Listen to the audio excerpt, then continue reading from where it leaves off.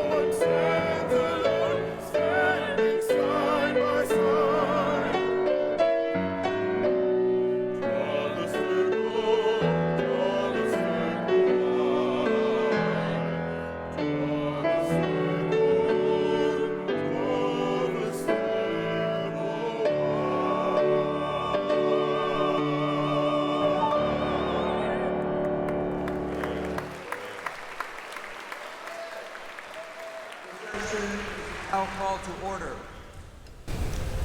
So, from Psalm 116, the lectionary reading, all you pastors out there, I used the Romans text for this Sunday to give you a little, little runway so that you can start developing your message. I always try to do that, because I know pastors that come to annual conference and clergy, they're like, oh, that's less time for sermon prep. Well, here's the softball. I love the Lord because he has heard my voice and my supplication, because he has inclined his ear to hear me. Therefore, I will call on him as long as I live, as long as we live. That's why we love the Lord. He hears our prayers and inclines his ears and listens to us. All right, I'm going to call on Ashley Ann Sipe from Reverend Ashley Ann Sipe, Vista Ridge, UMC, to open us in prayer. By the way, your daughter, Georgia, did an amazing job yesterday. Thank you so much.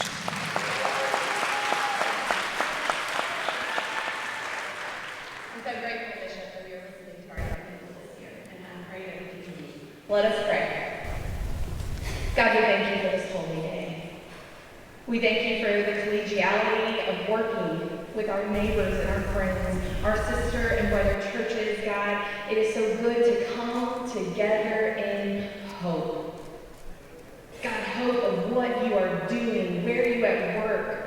God, may you make it clear as we listen to one another today, where you are at work in our world. And may we have the bravery and the courage to join you in that work, even when it's tough, God. even when sometimes it means we're going to lose members. God, sometimes when it means we're going to say things that are prophetic and maybe even wild, but God are ushering in the kingdom coming. God, today might we stand on what we believe.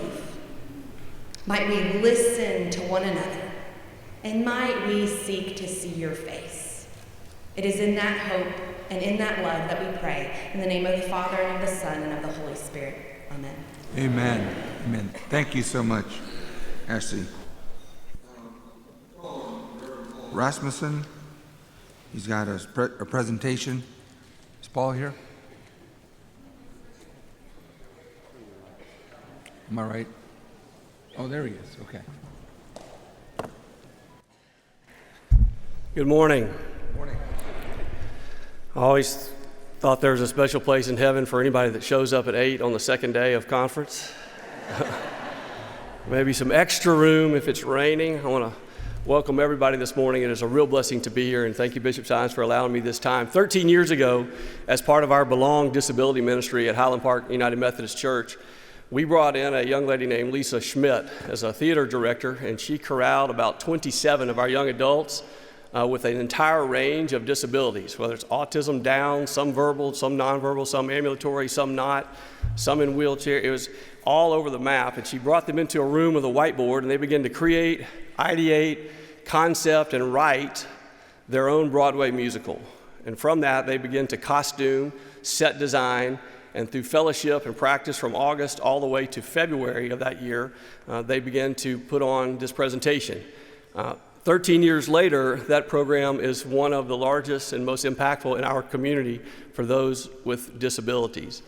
About 3 years ago, we had the blessing and the privilege to partner with two-time Emmy-winning documentarian Thaddeus Matula, and we thought we had a story to tell. Could he capture that? And so Thaddeus brought his team to our campus and followed this troupe around for a full year, and then there was another year of post-production.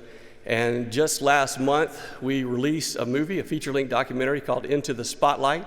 We were so fortunate, we were invited to the Dallas International Film Festival to present that film as one of about a little over 400 films. I think they took 17, and we had the honor and privilege of being one of those. And as the good Lord would have it, we won the whole thing. The film won the whole thing. So yeah, thank you.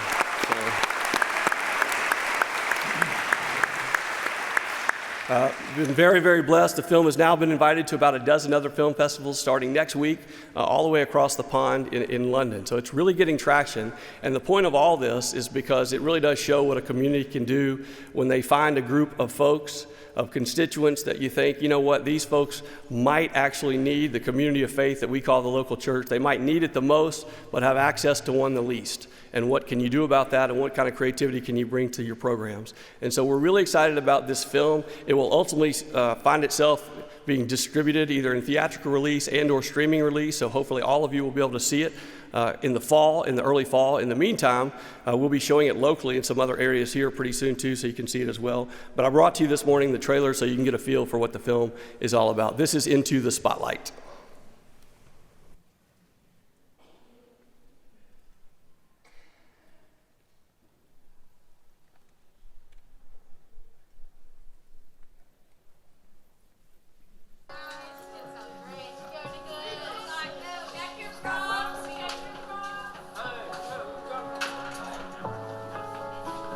Please, Lord, let me get into spotlight. I'll make the list of those who made the lottery. It's kind of nerve-wracking. First one is...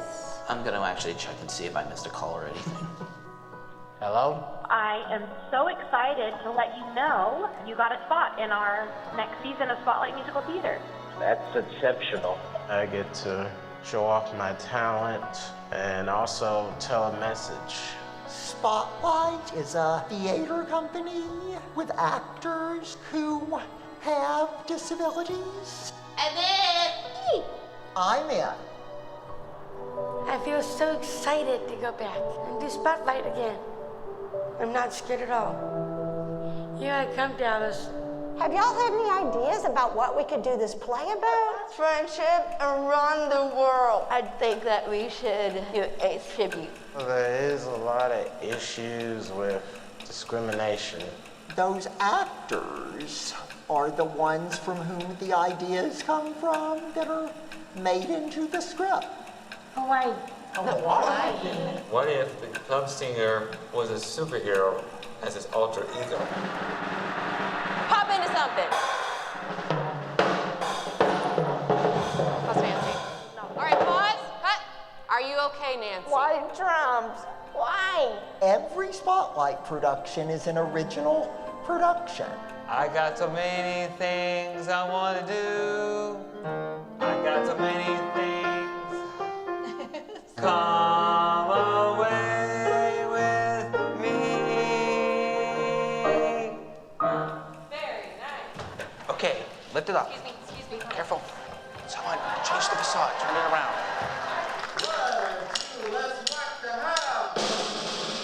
I'm nervous.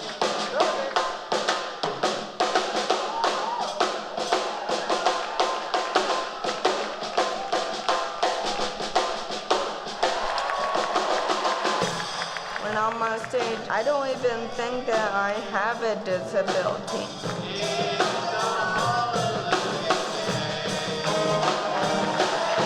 When any given Spotlight production opens, it is a world premiere.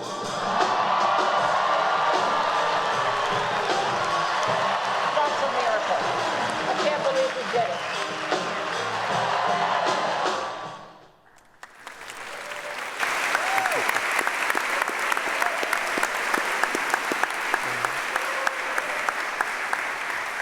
It's been a very, very exciting venture for us. We're still on the journey, and I say this to all of you as a reminder that our disability program that we call Belong at Highland Park United Methodist Church is open and available to any of you, any of the member of the family of faith at your local church. It's free of charge. You don't need to be part of Highland Park United Methodist Church. You don't have to support the church financially.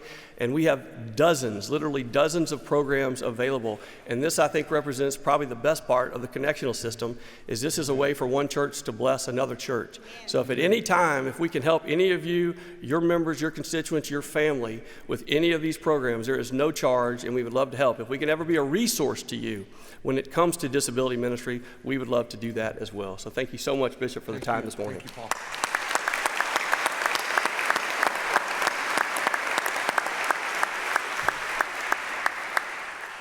Next item on the agenda is our Laity Address by Kim Brannon, our North Texas Conference lay leader.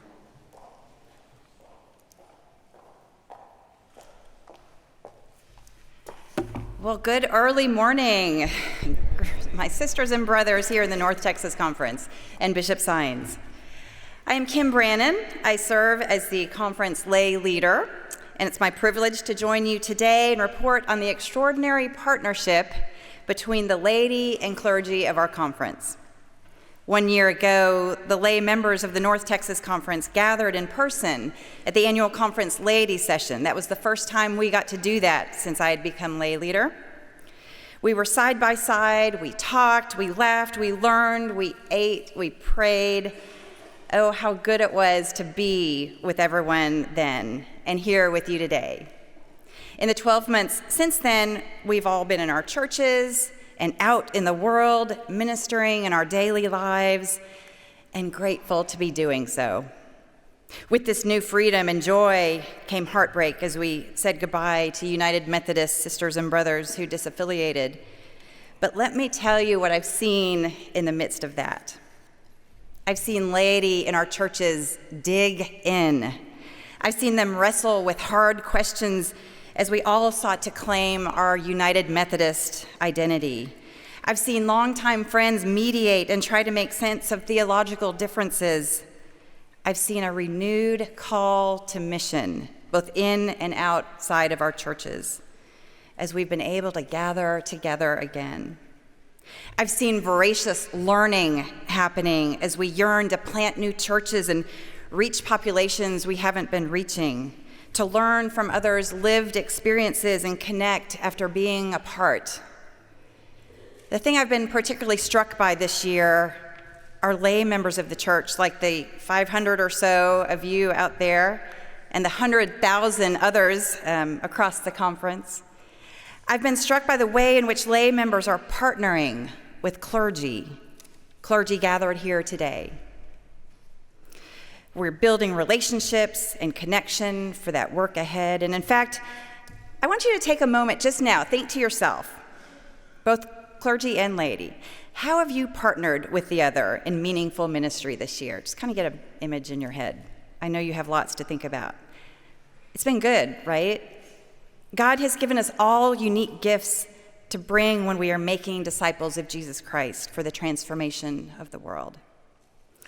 The North Texas Nominating Committee began to meet this past spring, and as you'll hear in just a bit, the nominating committee, made up of both laity and clergy, made calls to emerging and seasoned leaders to fill important conference committee roles. Each and every one of our conference committee is made up of clergy and lay folk nearly in equal measure. Whether it be through service on the finance committee, church planting, status and role of women, or board of ordained ministry, the collaboration between clergy and laity is essential.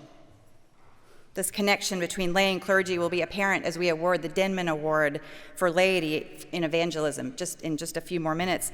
I look forward to telling you of the extraordinary calling and vision of a layperson that bore fruit through the partnership with laity and clergy in her church. But one of the most profound ways I've experienced lay and clergy partnering this year has been on a future identity discernment task force called Future Foundation Formation. Clergy and laity came together during evenings and weekends from all over North Texas to work and pray and laugh and discern using the creative and spiritual gifts bestowed by God. Old acquaintances got to reacquaint during that year of work, and new friendships began. It proved to be a powerful example of how God uses the called, both laity and clergy, to participate in the building of the church. I cannot wait to tell you more about that partnership here in just a minute. To my laity sisters and brothers here today, our clergy needs you to be out into the world, reaching all the places that they are not. You outnumber them by more than 10 to 1, so we need to get to work.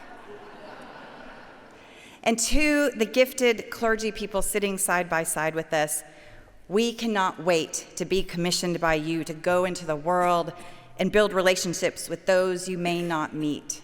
Send us. I'm proud of all us gathered here in this beautiful church building on this rainy morning. When the world tells us I is more important than we, laity partner with clergy and with other lay members to share the good news, and that is quite frankly too good to keep. So thank you for loving and serving together. Thank you for connecting with each other and the world to build community and demonstrate the powerful grace of Jesus Christ, in whose name we gather today. Amen. At this time, I would like to invite the extraordinary members of the Future Foundation Formation Task Force up so we can tell you about that exciting work.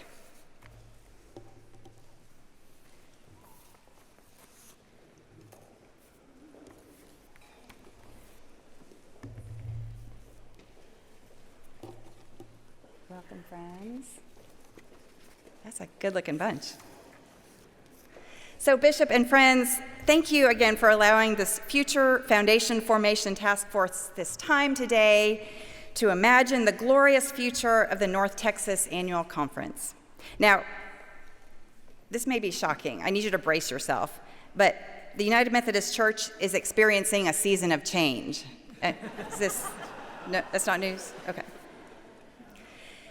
Therefore, clarity about identity and core values is essential for continued health and effectiveness of the institution of the annual conference. Who we are now and who we need to become in the future is what I'm talking about. At this gathering just 1 year ago, I announced that Bishop Michael McKee and the extended cabinet had commissioned a task force to conduct this discernment work. The team, which became known as the Future Foundation Formation, literally informing the North Texas Conference's future form, was blended to continue this endeavor. We continued it under Bishop Saenz, and we are honored to present this work here and also on pages 56 through 59 of the annual conference workbook for a little bit more detail. So I spoke just a minute ago about this critical partnership between clergy and laity. So this future foundation formation discernment process would ultimately involve 24 lay and clergy members from all 4 of our districts, many of whom stand with me today. Love that they're there. They're right behind me. This hardworking, energetic, faithful task force convened for a total of 24 hours of in-person meetings during the last 9 months, in addition to time spent preparing and data gathering and writing and small grouping. This mighty task force conducted field research last winter by convening laity trainings, clergy Zoom calls, affinity group discussions with 400 members of the North Texas Conference. So raise your hand. Do you remember that far back? Raise your hand if you were a part of one of those laity sessions or clergy calls. Keep thinking along those lines, though, because I'm going to call on you for your help in just a minute. The Future Foundation Formation Task Force, with your help, did this hard work to explore and reach consensus on the conference's desired future identity by defining aspirational purpose and value, kind of like a wish list for what we would want the annual conference institution of the future to look like. We brainstormed metaphors for the conference. We discussed current practices and defined outcomes with which we could gauge the effectiveness of an annual conference in the future. Our hope was to create a clear description of the North Texas Conference of the future to be used as a guide during changes to come, to be used as a guide and to ensure that the institution remains relevant to the emerging generations that we've heard from this week. So to get our juices flowing, this task force thought creatively and prayerfully about metaphors. What poetic images can we lean on to clearly articulate the role of our future United Methodist Conference? What should an annual conference look like? And wouldn't you know it, this imaginative group of lay and clergy behind me came up with some very powerful imagery. What if the annual conference of the future was a communion table, emphasizing belonging and connection and nourishment and service, as a shared meal fosters deep relationships between complex and flawed people? Now, it's no mangrove forest, but what if the annual conference of the future was a grove of beautiful aspen trees, showcasing the values of connecting and nurturing with the single common root system symbolizing interdependent members, united by purpose and faith? What if the annual conference of the future was a beautiful tapestry representing the diverse and interconnected nature of the church community, each color and thread representing individual members, creating a rich pattern reflecting unity and belonging? You know, it strikes me that the common element in these 3 metaphors that we came up with is community, connection. In very Methodist fashion, it became a reoccurring theme in the work we did this year. And from these metaphors, we came to understand the critical core values of the future annual conference. Core values that will ensure that we are used as instruments of God's presence. The values that could undergird and shape the future work of our conference include belonging. Can you imagine genuinely welcoming, including, and valuing all people and celebrating the diversity of God's creation? Connecting. There's that word again. Mutually supporting one another in ministry. Nurturing, much like we do now. What if we continue to cultivate, educate, and nourish members of the conference? Serving, but not just serving. Think of emptying ourselves through personal and social holiness in the way that Christ emptied himself. And finally, creating, moving out into the world and toward the renewal of all things enlivened by God's ongoing creative work. The words innovation and birth sort of came up a lot when we talked about this. How will we know if the annual conference of the future is faithfully and fruitfully living into the identity we've described? So glad you asked that. We thought of that too, and here would be the evidence, the fruit of this future identity. We would see new gatherings of disciples, and different expressions of church would increase. Owen Ross gave us a glimpse of that future just yesterday. People's lives would be transformed. People in churches would recognize and employ the power of that connection that we've been talking about. Diverse and safe spaces would be cultivated where the mission field is emulated and all are not just empowered, but all thrive. More evidence that the conference would be living into this fresh identity. We would see community and churches partner in more outreach and more justice. This is an important one. People would know the saving grace of Jesus Christ. And finally, the evidence that our conference is living into these new values. Individuals, communities, churches, and clergy would be resilient and resourceful. Well, now that we've got a clear picture of what the annual conference of the future could look like, we'd like to ask for your help in completing this image. When speaking of the future of an institution, author Gil Rendell encourages us to examine what we currently do and think about if those practices could be useful in the future iterations of the conference or any other institution. So I'm asking you now, what are functions and practices of the annual conference today that could be carried over into the future annual conference and be held really as central practices? These could be things like clergy credentialing and ordination, especially meaningful after last night. Youth camps like Bridgeport, mission strategy and initiatives, church planting. What does the annual conference do now that's critical to the institution in the future? So, I'm serious when I say I need you to help me with this. Take out your phones or what other devices you're on. You may have received a push on this, but go to your app, the WOVA app, the annual conference app. Hope I'm getting this right, Monica. Take out your smartphones. There should be a poll up. Yeah. Are you guys ready to do work? Click on poll. What now? Oh, okay. Okay, so when you find that, and give it a minute, I'll give you a minute to find it. Answer that question. What does the annual conference do now that's critical to the institution of the future? Name something that we do now that you would want to make sure that the annual conference does in the future.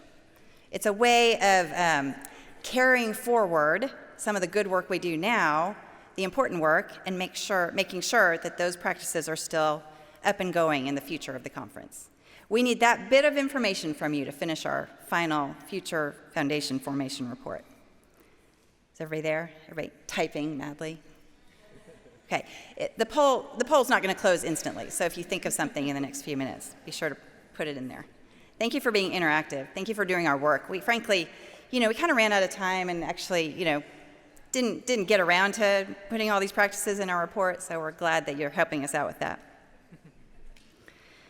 So we have presented metaphors, values, evidence of fruitfulness in the annual conference of the future, and you all are helping us understand the important practices to be carried out with us into the future institution. Thank you. In just a moment, you'll be hearing from two very gifted lay members, Tim Griffey and Lisa Gafford, about unification discussions that Bishop Saenz mentioned yesterday and that are happening between the North Texas Conference and others. The future identity work that we've been conducting this year will help to inform that process as we seek to understand what connects us with the Central Texas Conference and perhaps Northwest Texas Conference. And importantly, it will also inform us what we might be lacking that other conferences can bring us, and vice versa. This is how our work lives on and benefits the North Texas Conference and any future partners that we have. So I leave you here today with a one-sentence purpose statement derived from the work of the Future Foundation Formation team that answers the critical question, what should the primary role of an annual conference be? This statement of purpose for the future annual conference in North Texas, it's one of the last things that we all collaborated on after a year of hard work, after a year of prayer and faithfulness and discernment. This statement is the shortest element of our work, but it was also the most difficult. It's simple, but complex, familiar, but revolutionary. It's aspirational and it's immediate. We hope it resonates with you. The communities and people of the North Texas Conference will connect, resource, and inspire one another for ministry so that the church's impact and witness to all people in the mission field will expand and be fruitful and make disciples of Jesus Christ for the transformation of the world. May it be so.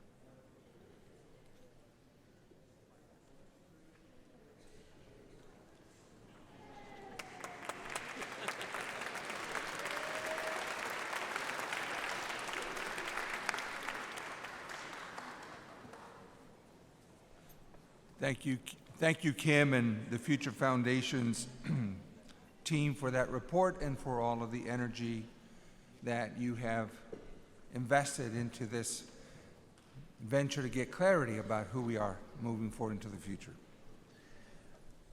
Our next item on our agenda, we have an Ordinand video. Yeah?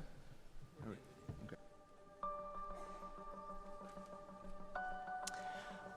My hope for the future of the United Methodist Church is that we will continue to lean into the varied experiences that people have, and that we will understand and accept that experiences that are different from ours don't invalidate our own experiences or don't make them less important, but actually show the creativity and vast ways that God reveals God's self to us.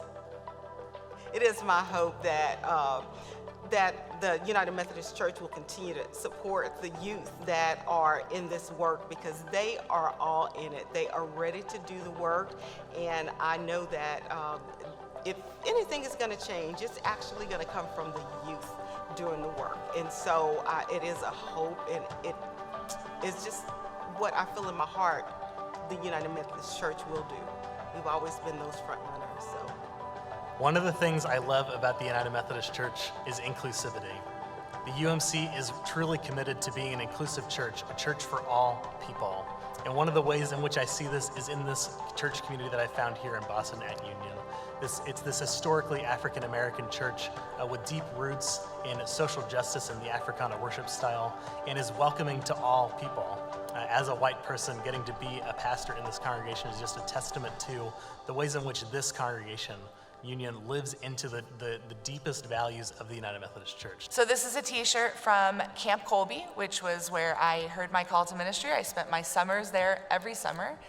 And this t-shirt is really important to me because it was designed by my youth director, Donna Everhart, who I hold responsible for my call to ministry and helping me not only see it, but feel empowered and encouraged to follow that call.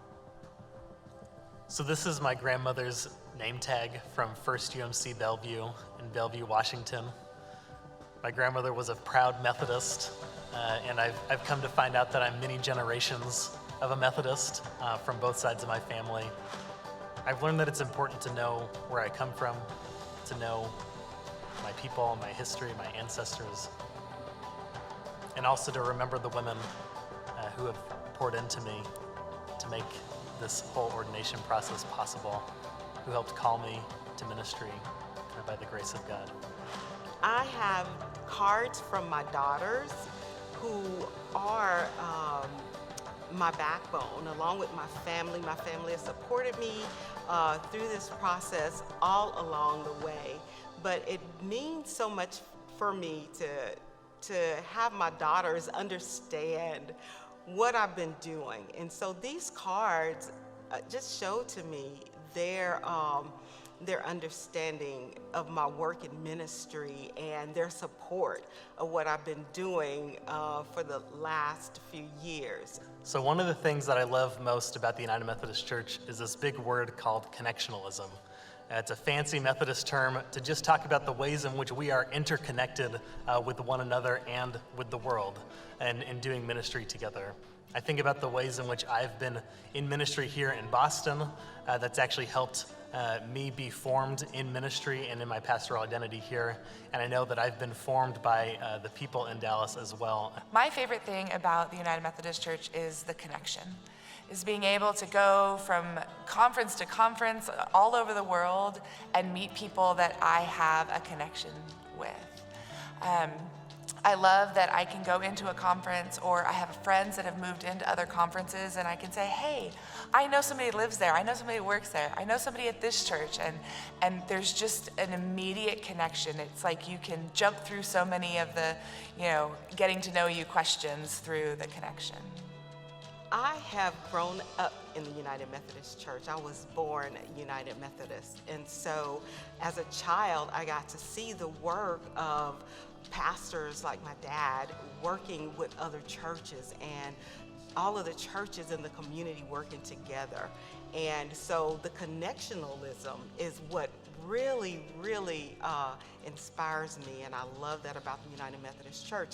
Didn't know what it was called back then, but to be in a denomination that it's so important that we understand that we can share in ministry and mission and even in resources together across our denomination, whether it be in our community, whether it be across the world. United Methodism is United Methodism, and we all hold each other accountable as to what we do in ministry and in mission, and I love that.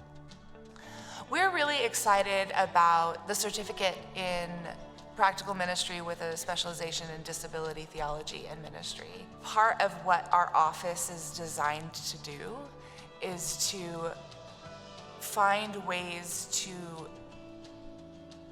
offer educational opportunities that allow people to dive into those what ifs, or I'm interested in this, or I need more of this. Just really, we like to call ourselves sort of the R&D of Perkins, right? Being able to see, like, does this work? Throw spaghetti on the wall, see what sticks type of thing. I find hope in the divine spark of joy that I witness in people as they talk to me about their kids or talk to me about scripture that's lighting them up in Bible study.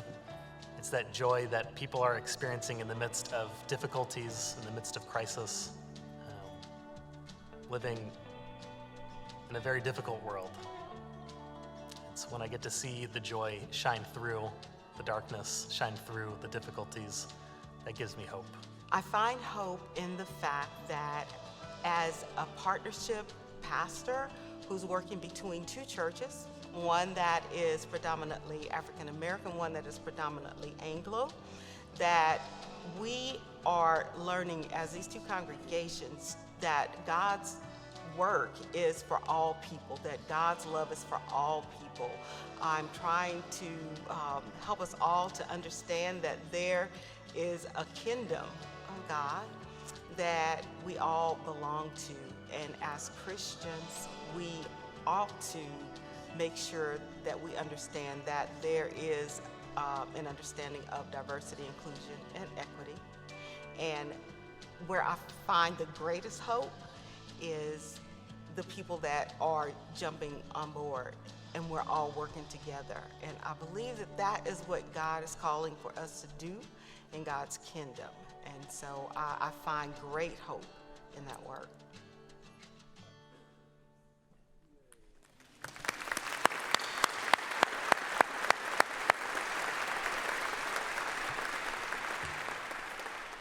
Thank you. Next item is the Center for Connectional Resources, Christy Drenner. That's page 86 of your pre-conference workbook.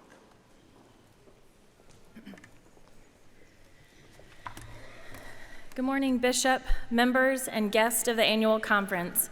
My name is Christy Drenner. I'm the Director of Connectional Resources, Treasurer, and Chief Benefits Officer for the conference. More importantly, I am a United Methodist clergy spouse. Last night, as I was polishing my notes for today, I was inspired by all we learned yesterday about Gen Z, and frankly looking for a way to spice up my report, since we all know accounting and statistics are not the most exciting topics for most people. So I'm finna bring my report with some Gen Z style. I asked our 3 Gen Z sons to help me out. Side note, they do resemble 3 monkeys in the zoo most of the time. I will admit this could end horribly. We shall see, but I promise it won't last long. I'm going to start with a quick vibe check. Raise your hand if you are as inspired as I am by the messages of hope, especially from these ordination videos that we have heard woven through the sermons, songs, and reports these past 2 days. Me too. Everything we have experienced has been dope up to this point.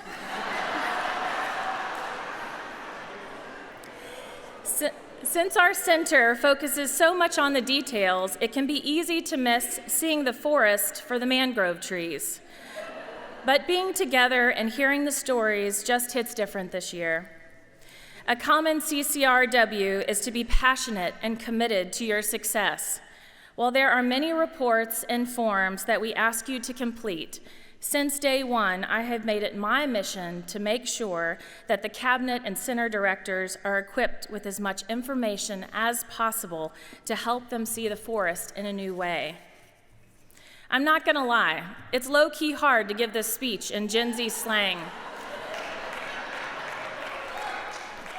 But it slaps to be able to work with my exceptional team.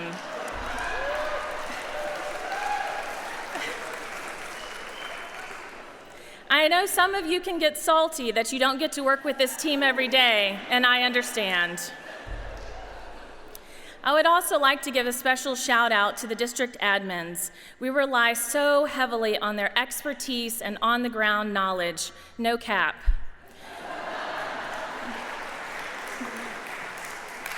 Please make sure to say a big thank you to them when you see them later today.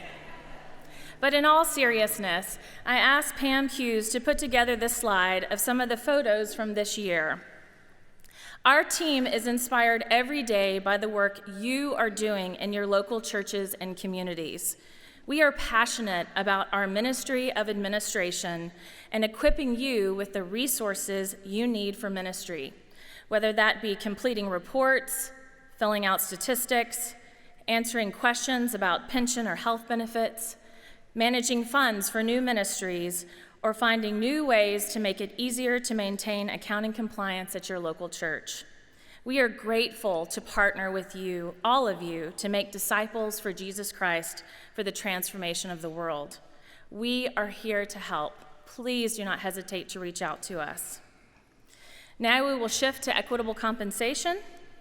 Legislative item number 2 can be found in your workbook on page 24.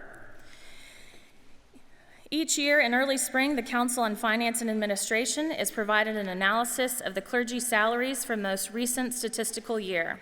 The percentage change of clergy salaries is calculated in various ways related to those with and without housing allowances. These calculations are then evaluated by CF&A to make a recommendation on the amount to increase the district superintendent's salary. For 2024, given the changing landscape of the local church and conversations around unification, the board voted to freeze the salaries for next year.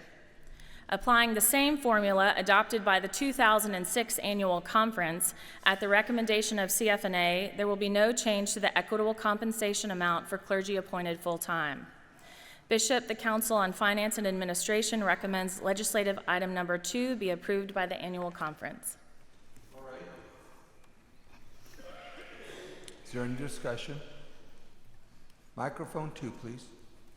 Hi, I'm Mike Bachman, First Dallas, and I work at the General Board of Higher Education and Ministry. Through the work of the general agencies, especially including the work of Westpath, we've seen significant decline in clergy well-being over the past 10 years. One of the areas that's been studied where we've seen a decline in that every year over year has been the financial well-being of our clergy. And so when I hear a report that says that we're looking at no change to equitable compensation for our clergy, in a year where we've seen over the past couple of years significant increase in the cost of living, I have to ask some questions about how it is that we made a decision to increase the salaries for district superintendents but kept clergy salary at the same level. They're tied, so where one goes, the other goes, based on the legislation from 2006, so they're both frozen for 24. And part of that decision was related to the fact that we're postponing the budget to the fall, but the compensation needed to be set by July 1st for the charge conference season happening. All right. Along with that, as a follow-up question, I noticed that we are looking at $12,000 as the housing allowance for clergy in this annual conference. When's the last time that's gone up? I don't know off the top of my head, but I will research it for you. I can tell you it's been at least 10 years, maybe more than that.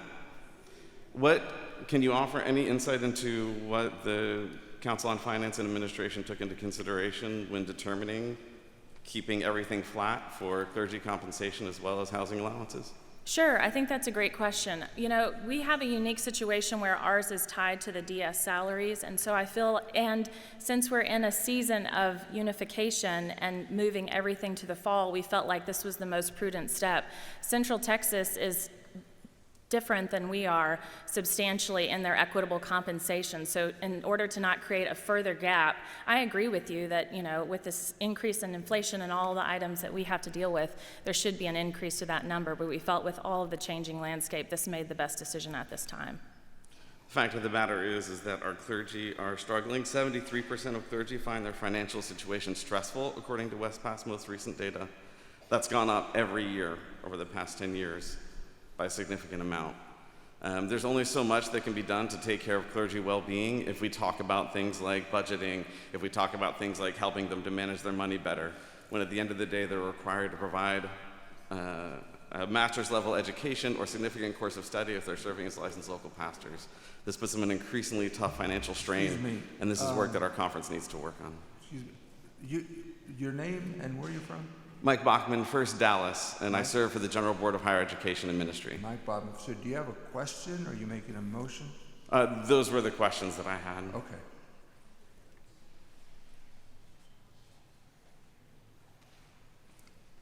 All right. Is there any further discussion? If you would approve, Christy? Item number 2. Item number 2, raise your hand. Opposed, same sign. And the item is approved. All right, now we have the great chair people from the committees that report under the CCR that will come up and make individual reports. First up is Ann Willett, the chair of the Board of Pension and Health Benefits, and with her is Keith Payne Boone, one of our retirees. Reverend Keith Payne Boone.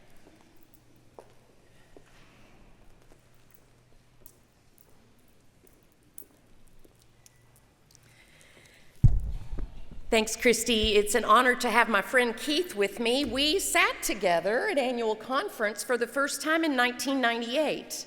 and I was a lay person, and he was my pastor. It's always been my joy. Well, just pastors. Look at the lay people that are with you. They could be a pastor someday if you encourage them. Absolutely, because they have gifts for ministry, and perhaps that call is upon their life. So, Ann, what have you been doing since annual conference last year? Anything at all? Preaching every Sunday, pastoral care, taking care of my staff, ordering the life of the church, serving on the board of pensions, serving on the board of ministry, a lot every week. Yeah, and what about you? What have you been doing as a retiree? Let's see. I'll consult the list. I read the entire Dallas Morning News every morning drinking coffee. I play golf once a week with Richard Hearn and Johnny Mollett. We all have crosses to bear, you know. I attend board of director meetings at Methodist Health Systems and C.C. Young, of which I sit on the board of directors. I love tending to my pool and having my grandsons Declan and Cashel over for puzzles, books, and swimming. I like to travel. Diane and I love travel, which we put off for so many years. But probably the best is I can take a nap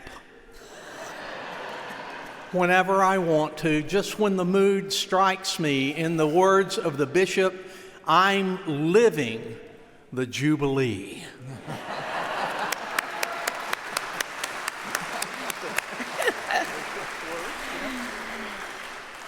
I have napped unintentionally while working on sermons, let me just say that. Well, it sounds like your Jubilee years are treating you well. Our work on the Board of Pensions and Health Benefits is keeping Keith and so many of our retirees going. For those clergy and covered lay professionals, the work that we are doing on the board, along with the financial contributions of your churches, is making for a more financially secure future. And though some of us are a little envious of the free time that Keith is enjoying, we are grateful for his years of faithful service and that he is getting rewarded with some pure fun and ministry of his choosing. On a business note, the board has had a productive and busy year. We are pleased that we were able to host our 2 annual events, the Christmas party and our annual conference luncheon, and it's always a joy to see how our retirees are continuing to thrive in ministry. This winter, we engaged Westpath to perform an economic projection to help us determine how best to utilize our resources as we plan for the future. The report was presented to our committee in late March, and as our team will continue to review the details during the summer. I'm pleased to report that Christy, Shirley, and Sheila have been able to attend in-person events at the Westpath offices for additional training. We are grateful that Westpath provides the resources for our staff to be trained so that they can serve us better. One of the things that we are excited about in 2024 is called Quantum Health. This will provide a better experience, cost efficiency, which will lead to more sustainable programming in our health benefits. So stay tuned for more information in the fall. Many years ago, the Perkins family established a fund whose earnings are used to assist retired clergy and surviving spouses with out-of-the-ordinary expenses, medical and household expenses. And each year, we are able to provide assistance to our retirees and surviving spouses for things like major car expenses, one-time medical expenses, or expensive prescriptions that are not covered by insurance. Did you know that's available to our retirees? Thanks to the generosity of the Perkins family, each year we have more funds available that are left unused because retirees either forget or don't know that they can apply for those funds. Retirees and those who love retirees, please encourage them to apply. Contact Shirley Miller at the conference office for more information. We have two resolutions this year. One is on the consent agenda, but I do want to explain a little bit about it. Legislative item number 3 is a resolution to designate rental housing assistance allowances for retired or disabled clergy. To be in compliance with IRS as it relates to clergy housing, our conference adopts a resolution each year related to rental and housing allowances for active, retired, or disabled clergy persons. This resolution states that up to 100% of the pension or disability payments received from plans authorized under the Book of Discipline may be used by clergy members covered by this legislation toward housing expenses. This includes payments from Westpath and its related parties. This is important for us to understand, but also appropriate for it to be on the consent agenda. Legislative item number 4 does require a vote. This is our pre-1982 service rate for 2024. Per the discipline, the board is required to set the past service annuity rate for ministerial services rendered before 1982. Several years ago, the board adopted the practice of reviewing a cost of living adjustment as published by the Social Security Administration and established the annual increase with a cap of 4%. Considering the fact that we are going to be reviewing economic projections more fully, increasing economic uncertainty, and the impact of the unification of conferences, the board recommends the application of the COLA rate be suspended for 2024, leaving the current rate of $844 in place for 2021. As a side note, the North Texas Conference currently has one of the highest pre-82 rates in the connection. Bishop, this requires a vote. All right. Legislative item number 4 is before us. Is there any discussion? If you would approve legislative item number 4, pre-1982 service year rate for 2024, raise your hand. Opposed, same sign, and the legislative item is approved. Thank you. This concludes our report. Thank you. Thank you. Thank you. I would like to invite Peter Hang up from Westpath. He is our client relationship manager and traveled to be with us today. Thank you, Christy. Good morning, Bishop and North Texas Annual Conference. I'm Peter Hang from Westpath Benefits and Investments, and I'm going to take 90 seconds to try to do 3 things. 1, bring you greetings. 2, give you some information. And 3, give you some encouragement. So, Westpath Benefits and Investments is located in Glenview, Illinois, north suburb of Chicago.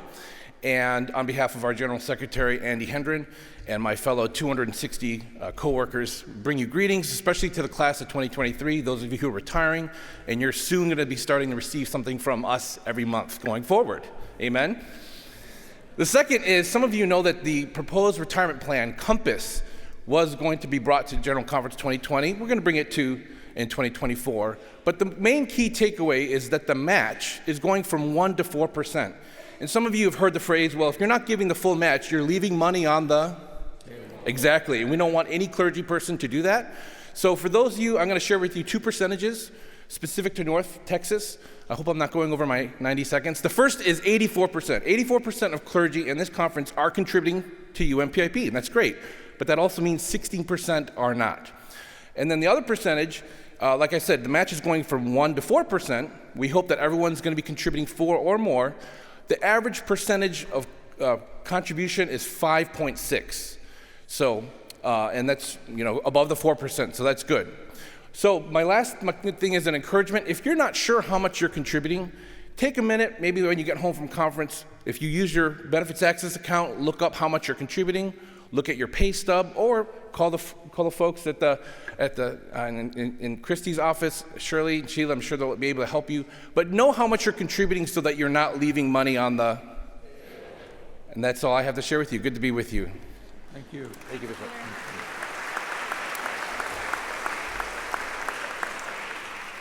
I'd like to bring up Reverend Chris Yost to give the Board of Trustees report.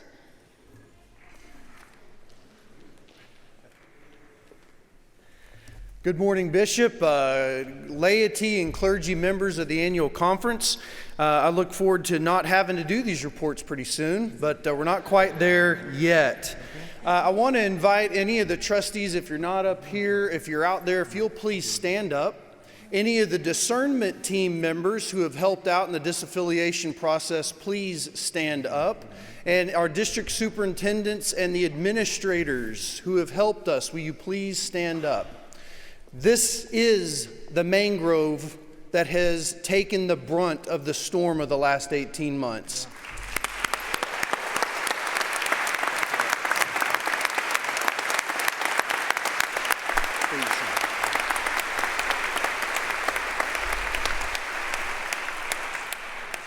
I look forward to being in Clergy Connection with Reverend Esty Valendi and her metaphors, because that was outstanding.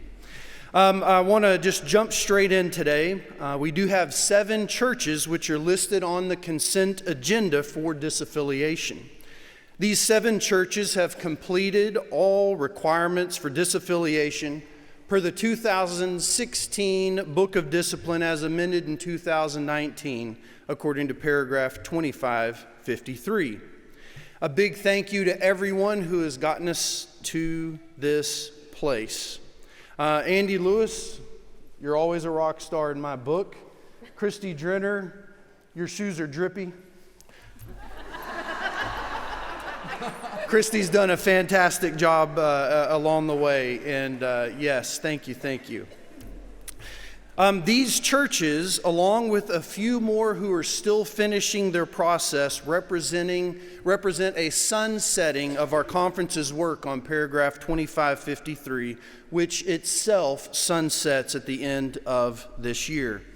Now, there does remain one unresolved case involving property in the North Texas Conference, which is located in the North Central District. First United Methodist Church of Frisco and the North Texas Conference trustees are party to a lawsuit for the return of First United Methodist Church Frisco's rightful occupancy, trusteeship, and usage of the United Methodist property located at 7659 Preston Road in Frisco, Texas. Those of you who are members of First United Methodist Church Frisco, will you please stand? We want to tell you we're with you.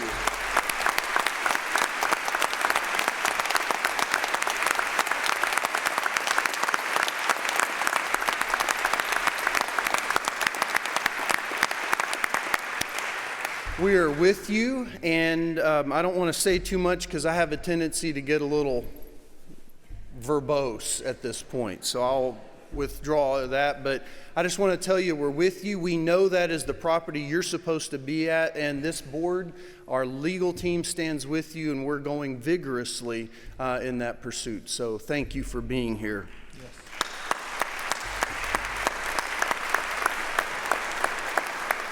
Also want to celebrate the connectionalism of Christ United Methodist Church Plano for hosting First United Methodist Church Frisco in their exile. Thank you to Reverend Chris Dowd and your staff for making a home for them.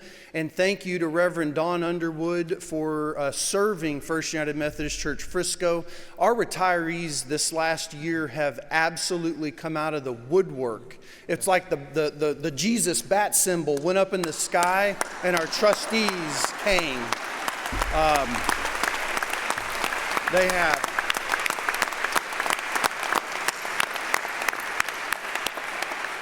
So with that, as I said, we have a few churches that are trying to dot a few I's and cross a few T's, but these 7 are a part of our sunsetting of our work, Bishop. That concludes our report.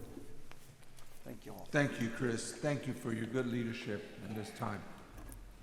All right, I'd like to introduce Mr. Larry Womack, the Chair of the Council on Finance and Administration.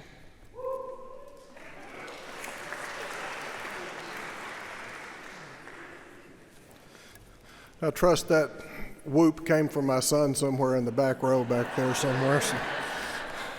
Thank you, Marco. I thought I recognized that tone there somewhere. Good morning, Bishop Saenz, clergy, lay members of the annual conference, and our treasured guests that are with us today. I am Larry Womack, President of the Council on Finance and Administration. I do not have a sidekick with me this morning, and I will tell you that my total understanding and knowledge of the vocabulary of Gen Z is limited to the term Gen Z. Just as it is. So no comments about your shoes or anything like that. The good news is I'm here today to tell you that the financial condition of your annual conference is strong. Okay, that's the best news that we have. You have the reports from the Council on Finance and Administration in your pre-conference workbook. We do have to talk about the facts. Our apportionment percentage payout in 2022 was 86.3%, and that's the lowest rate we have had in the last probably decade or so as far as apportionment payments. But there's two primary reasons for that, and we all need to understand where we are. A few of the churches that did vote to disaffiliate also elected to hold their apportionment payments until the actual effective date of their disaffiliation. So therefore, those payments were made, but they were made in calendar and fiscal year 2023, so they were not included in our 2022 numbers, and that's important to understand that. In addition, we've just got the simple reality that many of you in your local churches are still struggling with the effects of the pandemic and the issues that has created. We may not like to still talk about the pandemic or recognize it, but it's a reality that we're still dealing with today. But all of that said, from your Council on Finance and Administration, just want to tell you how grateful we are for the dedication and efforts that you and your local churches, both our clergy and our lay members, have made to continue to honor your commitments to pay your apportionments. I mean, Chris and I were talking just before we got up that everybody understands that money doesn't just appear. It comes from the dedication and the commitment to the tithing and giving from each of you and your counterparts and friends and neighbors in your local churches. But we're also very grateful for the work that our conference staff has done, center directors, staff, and others. They have worked very hard over the last several years to not only curtail spending, but streamlining tasks, sharing resources and personnel to help not only limit the amount of spending, but also to maintain the healthy reserves that we have in the conference at this point. Again, you can see this stuff in your report, but our operating reserves held by the conference treasurer at the beginning and end of 2022 are remarkably similar. We had about a little over almost $6.5 million in reserves to start the year, and we had $6.4 million in reserves at the end of the year. We do have a portion of those reserves that are being held for financial obligations that we have still remaining from the Boy Scouts of America bankruptcy process. But, you know, in looking at other not-for-profits outside of the church environment, we have about 6 months in operating reserves, and a really good benchmark and a best practice for not-for-profits is anywhere from 3 to 6 months of operating reserves. So we're in a good position, and you know, from Ann's report, our pension plans are fully funded, you know, from a funding perspective. So that means a lot to us as well. Folks, this is good stuff. We're really in a good spot there. We remain strong. And you know, with that said, everybody knows there's still a lot of work to do. We got work ahead of us, and we're glad of that. Back in January, Christy and Andy kicked off a series of focus groups for lay and clergy to talk about this whole process of what the work of the annual conference ought to look like. Kim referenced this whole process in her comments as well. But a couple of the questions, just from a financial standpoint, that came up through that process was, what's the dollar impact of the churches that chose to disaffiliate? Well, bad news is there was impact, but the good news is it was only about 12% of our apportioned body, and that's something to be said in this day and time. The other question was those of us that remain, have to carry the whole load of those that have chosen to disaffiliate? And that answer is no. From a CF&A perspective and from a conference perspective, we're committed to significantly reducing the apportionment budget for 2024 to help you and to help us recover from the struggles of the last few years, and to be in a position, as we've heard all along so far the last 2 days, to be in a position to thrive as we're moving forward. That's important. You did hear Kim's report from the Future Foundations. This work is going to have significant impact on when and how we can build a budget for 2024. We've already begun the process of joint conversations between the North Texas Conference and the Central Texas Conference to develop understanding, start laying groundwork, and just trying to figure out what all those financial implications are going to be and the decisions that need to be made. I'm personally incredibly confident that the teams working on these projects are working in the right direction.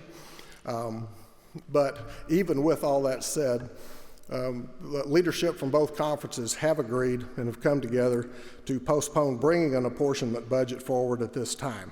There will be a special called conference later on in the fall to pass the 2024 budget.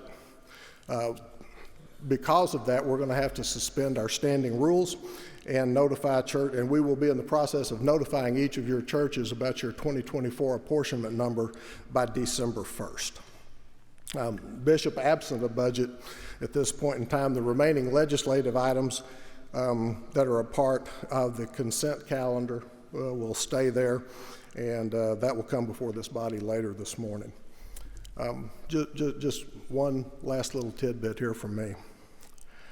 I've got to tell you, I am personally excited about the future of our conference and the future of the United Methodist Church. I'm as excited standing before you today as I've been in a long time. I really am. The future really is now for us, and those of us sitting in this room and our counterparts across the connection have such a great opportunity. We have got the capability here and throughout our conference, not only the capability, but we've got the talent, we've got the leadership, and I think the desire to lay the foundation for that church that is, as Bishop Saenz said in his Episcopal address, to be farsighted, to be adaptive, pleasing to God, and effective for making disciples for Jesus Christ. Your CF&A, in our work, we're approaching our work by choosing hope. That's where we are. We're choosing life, and we're choosing new beginnings. And our prayer is that each of you will join us in that effort. Bishop, this concludes our report. Thank you. Thank you, Larry. Thank you, Larry, for that report and for all your good work with CFA. Thank you, sir. Bishop, I want to conclude my report with one final phrase that our middle son insisted for his advice I give. All right. In this annual conference, it's either drip or drown, and I ain't sinking.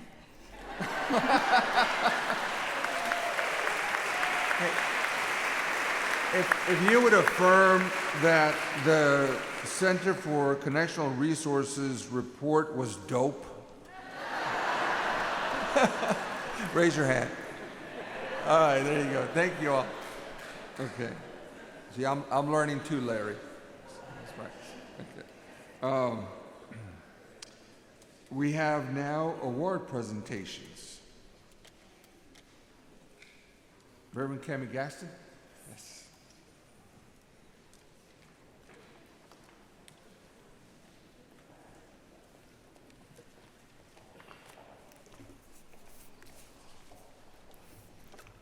Bishop, each year we offer the Harry Denman Award to those who have been extra good in evangelism. And today I'm going to start with the Harry Denman Award that goes to the clergy member of the conference. And I want to share just a little bit of information about the award winner today. As we looked at the statistics, we came across a name that we were so pleased to see. Pastor Walters has come up before us. He is a full-time local pastor at Trenton United Methodist Church in the East District. He served the church for 5 years, and during his tenure, the church has steadily grown. This past year, Trenton reported an 850% increase in professions of faith. Wow.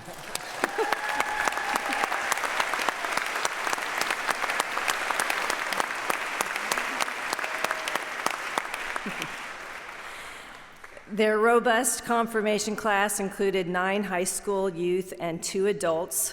This was quite remarkable given the fact that the average worship attendance of the church is 56. In addition to the 11 confirmands, 8 other persons professed their faith and joined the church in 2022 for a total of 19 new professions of faith. When asked to tell the story, Wayne Walters talks about the people. This is the most incredible church, he said, and I believe it's true. On Easter, they gathered with 110 people, but on that same day, the school, elementary school, caught fire, and the congregants took it upon themselves to support the community, the teachers, as the school had burned on Easter. Pastor Wayne Walters very intentionally connects to the community and celebrates his leaders, and Trenton's mission and ministry team have great passion, and he supports them at every step along the way. This church has had the highest attendance and membership in the last 10 years. And we celebrate through all the things that have happened in our society that they have really bucked the trends. And Pastor Wayne Walters has presented as a pastor a wonderful evangelistic spirit. And so today we want to honor him and the congregation at Trenton. And if you would please give them a round of applause for winning this award.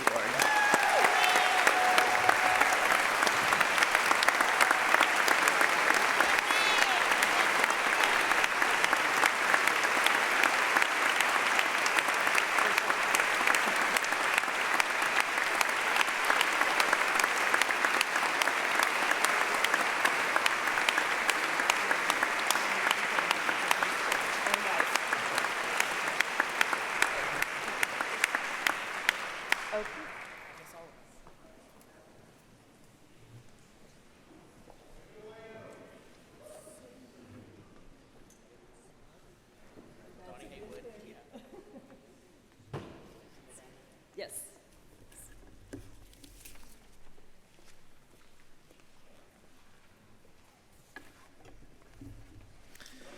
We are excited this morning to celebrate Rayleigh Flanagan of FUMC Jacksboro as this year's Harry Denman Evangelism Award Youth recipient.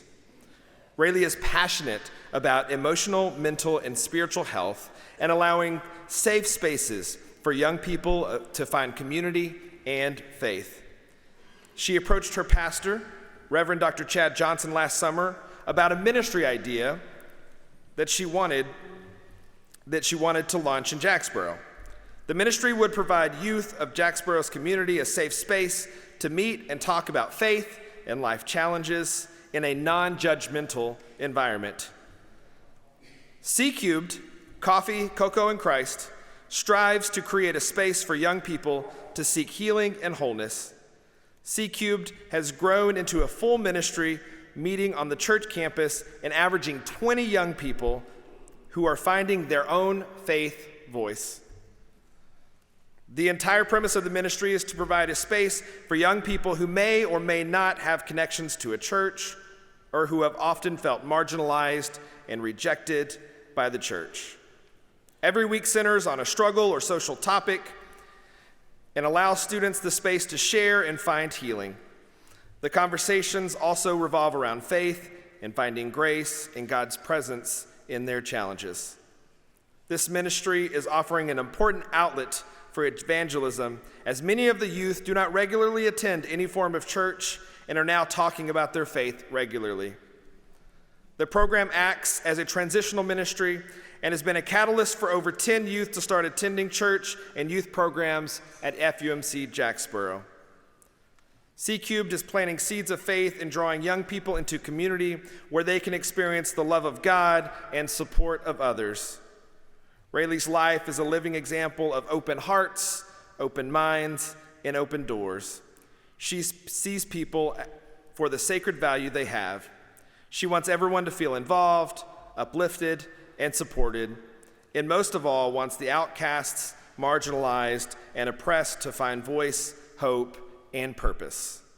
Rayleigh is a model of our evangelistic spirit, so please join me in celebrating her.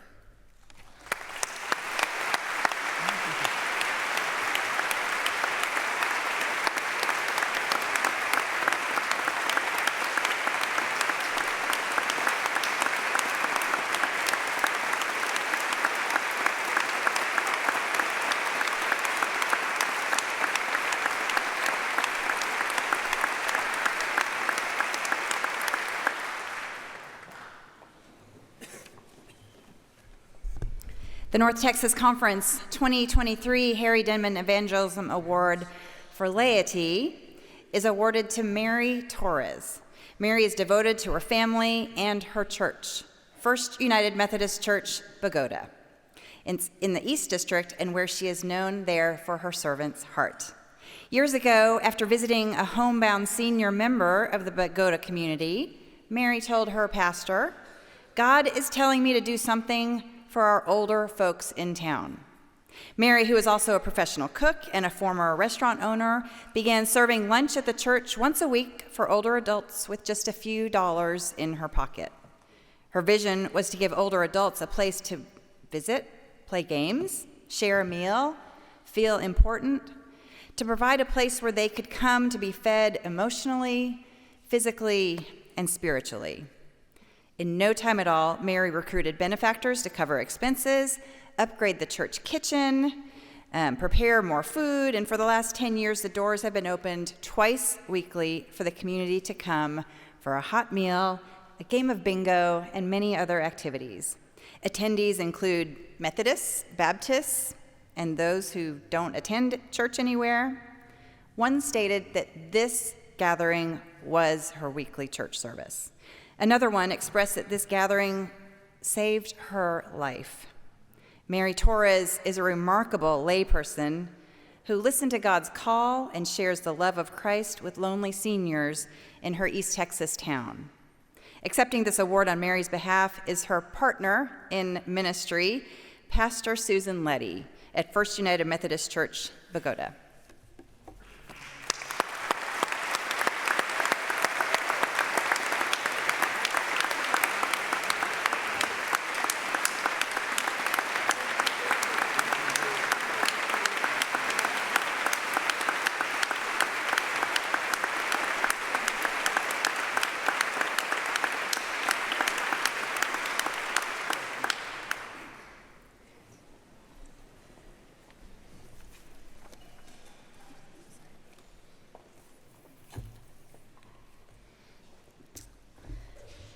Named for early American Bishop Francis Asbury, this award honors his call to establish a school in the vicinity of every church. Today, the award recognizes United Methodist individuals who have made a significant contribution to fostering United Methodist ministries in higher education at the local, district, or annual conference level. This year, we honor Jim Mitchell, founding board president of the Synergy Wesley Foundation at the University of Texas, Dallas. Jim is a member of Arapahoe United Methodist Church, the University of Texas Dallas Development Board, and the Academy of Chemical Engineers at West Virginia University. Jim is a retired licensing manager with ARCO Exploration and Product Research. 10 years ago, Bishop Mike McKee invited campus ministers to explore the possibility of creating a campus ministry at the University of Texas, Dallas. Brittany Melrose was at the time serving at Denton Wesley Foundation and felt God calling her to be a part of starting a new campus ministry at UTD. The ministry started its first year in 2014 with a small budget, a partnership with Arapahoe UMC. It was in that first year that Brittany met Jim and learned about his passion for campus ministry and reaching students at UTD. Jim helped Synergy grow from what was essentially a conference-supported local church college ministry into a full Wesley Foundation. They worked together to assemble the team that became the first board of directors and then pursued the process of becoming a 501c3. Jim's wisdom, higher education knowledge, and previous nonprofit board experience are invaluable for forming an extremely effective board that has been able to grow to the point they are today. A ministry budget 5 times what it was when they started, multiple partner churches, and funding partners. With Jim's expertise and the strong foundation he built, Synergy Wesley Foundation has grown to serve about 200 students last year at UTD, plus an expanding Dallas Community College ministry. Jim has additionally engaged with me as the Center for Leadership Development liaison to campus ministry in amazing, wonderful conversation, resources, and learning to better support all of campus ministry. Every North Texas Conference campus ministry and their boards are better because Jim holds us to great expectations and contributes to resourcing and achieving our goals. You can read more about Jim in the conference workbook. Please join me in celebrating Dr. Jim Mitchell.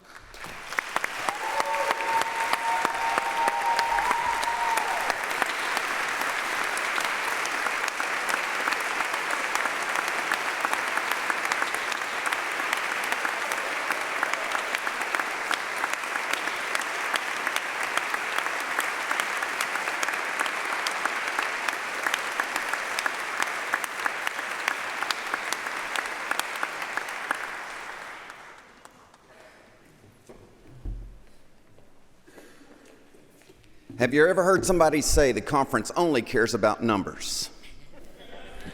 Well, it's not the only thing we care about, but we know that numbers represent moms and dads that are trying to keep it together. Numbers represent youth finding their identity in Christ, represent people seeking purpose, represent people struggling with loneliness that find connection with Christ and in Christ's body. Yesterday, the Center for Church Development pointed out that the church is not dying. And one of the unmistakable proof of life is New World United Methodist Church in Garland. Through launching numerous new disciple-making ministries and through viewing their schools and the day school inside their church as their mission field and intentionally reaching out to them, New World United Methodist Church experienced a 14% growth in membership, including 18 professions of faith.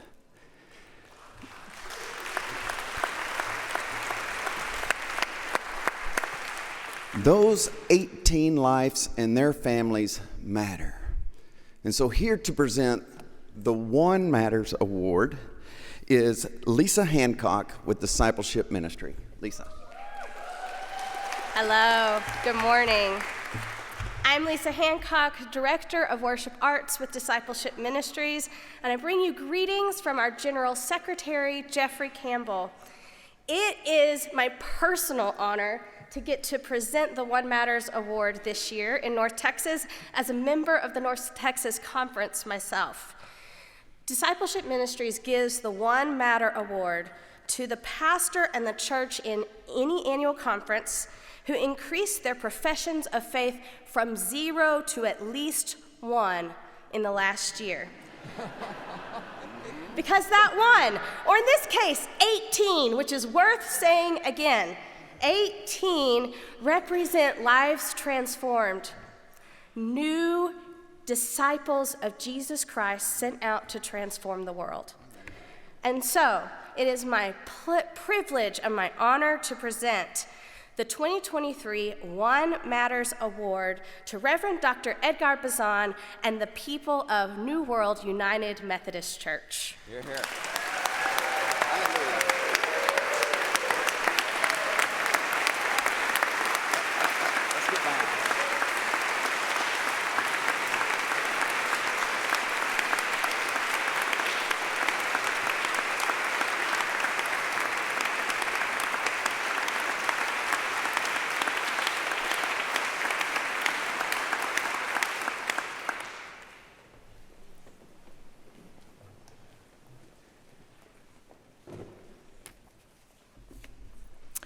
I'm Reverend Cheryl Murphy, and I am here as the chair of the Commission on Christian Unity and Interreligious Concerns.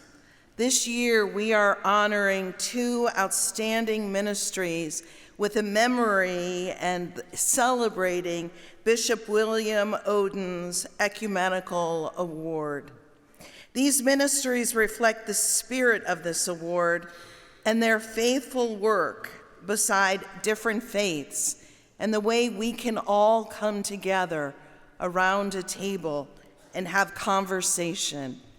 The first of Bishop Oden's award goes to First United Methodist Church in Allen. Reverend Mary Beth Hardesty Crouch and her team of staff and laity have created holy conversations and space for communities to come together and to talk. I'm going to ask Pastor Mary Beth to please tell us a little bit about this holy work. Thank you, Cheryl. Good morning, Bishop, and my North Texas Conference siblings. So y'all come on. So back in February, I became aware, as many of you probably were, that once every 30 years, Ramadan, Passover, and Holy Week are at the same time. And I happened to be in a meeting with Shamin Khan, who is one of the leaders at the Islamic Center of Allen. Reverend Colin Packer was there at the same time. He is a Church of Christ pastor and our friend. And some of you know Colin because he is someone who advocates for racial and social justice and equity all over the state of Texas. And we began to have conversation around how can we recognize this? And we decided we needed to break bread together. And so we planned an event that First United Methodist Church of Allen hosted, but the design team was made up of leaders from faith communities all over the city of Allen. We had 80 people in our building that evening. We had wonderful Turkish food. We gave them guiding questions around the table, but we just let them talk about whatever they wanted to talk about. But there was so much energy in the room. And we asked, do you want to be a part of something else? We had about 20 people raise their hand and say, yes, I want to be a part of the next thing. So last week we met to plan our next event, which is in August. The Krishna Temple in Allen is going to be hosting that. We will break bread together again. We will have conversation together again. But I want to share with you that when the shooting happened at the Outlet Mall in Allen on May the 6th, what I saw and other leaders saw was that God had gone before and prepared us as faith leaders in Allen to already have found common ground together. And that common ground is making space for even more work beyond this dinner that we will be having.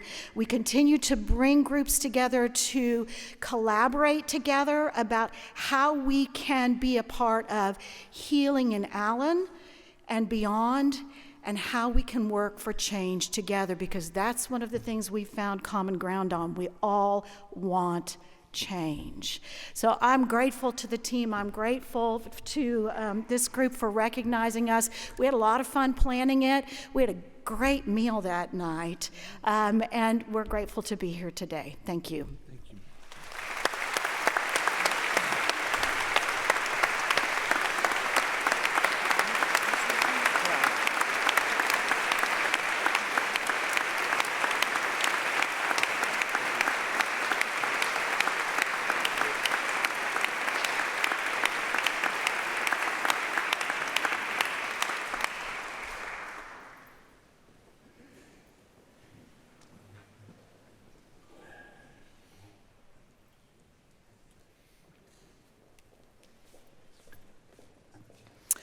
Our second Bishop Odin Award goes to a ministry that's reaching really beyond the church walls and bridging to all people and all faiths throughout Dallas. This holy work is being led by one of our very own, Reverend Dr. Andy Stoker, serving as the Vice President and Chief Engagement Officer of Thanksgiving Foundation. Many of us in the metro area participated in the day of prayer that was hosted by Thanksgiving Foundation. Pastor Andy, I want to invite you to come forward and tell us a little about the amazing work you're doing there. Bishop and siblings in the North Texas Annual Conference, it is an honor and privilege to be with you this day. Part of my guiding principle in this current work comes from Dr. Martin Luther King Jr.'s sermon, The Transformed Nonconformist, where at the turn of the sermon he says this: "Everywhere and at all times, the love ethic of Jesus is a radiant light, revealing the ugliness of our stale conformity." Everywhere and at all times, the love ethic of Jesus is a radiant light, revealing the ugliness of our stale conformity. If this is true, then we must take on the posture of simply loving people. Interreligious work, interfaith work really starts in an intra-faith work. What does it mean for me to live out my own faith as one who is called by a God of love to encourage, equip, and shape, even curate a culture where which all people are encouraged, strengthened in who they are and how they live out their life's journey? It matters not the faith you shape, the faith you create. What matters most is living out that love ethic. At the Thanksgiving Foundation, we attempt to prefigure the future, to imagine living today as if it was tomorrow. What does it look like for us to shape a world whereby all people are included, where all people are seen for who they are and their uniqueness? In their Interfaith Council at the Thanksgiving Foundation, Faith Forward Dallas, a group of clergy members, are equipping one another to shape the North Texas region as a people moved by advocacy and service with one another, by this one principle of loving people. Yes, it is dinners.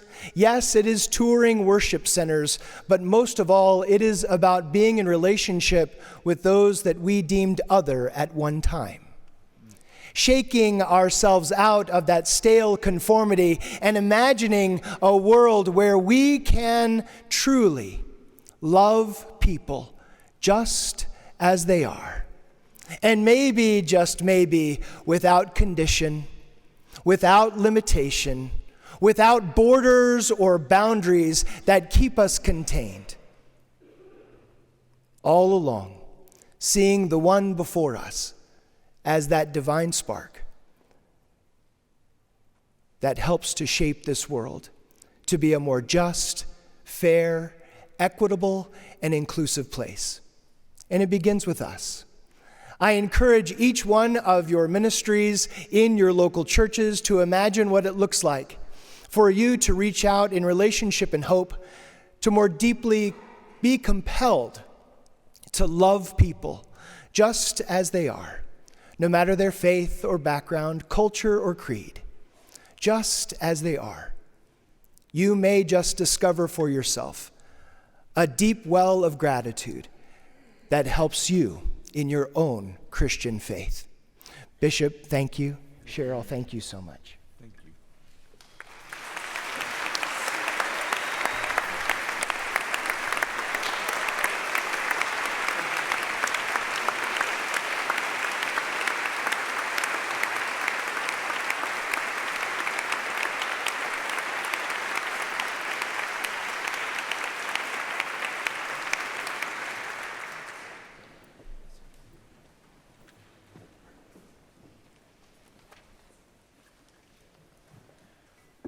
Finally and briefly, my name is Kent Roberts. I'm Vice President of the Texas United Methodist Historical Society.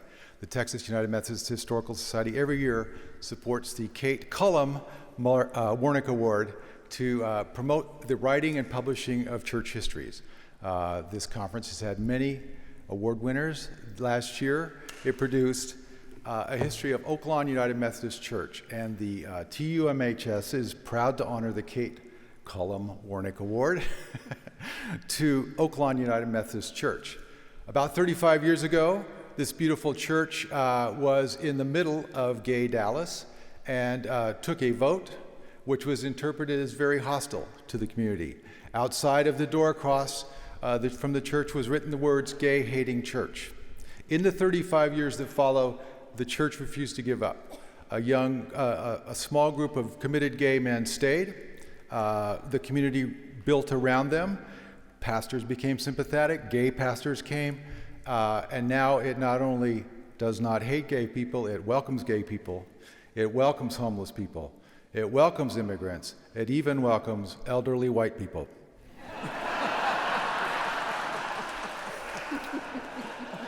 Thank you for having this wonderful history.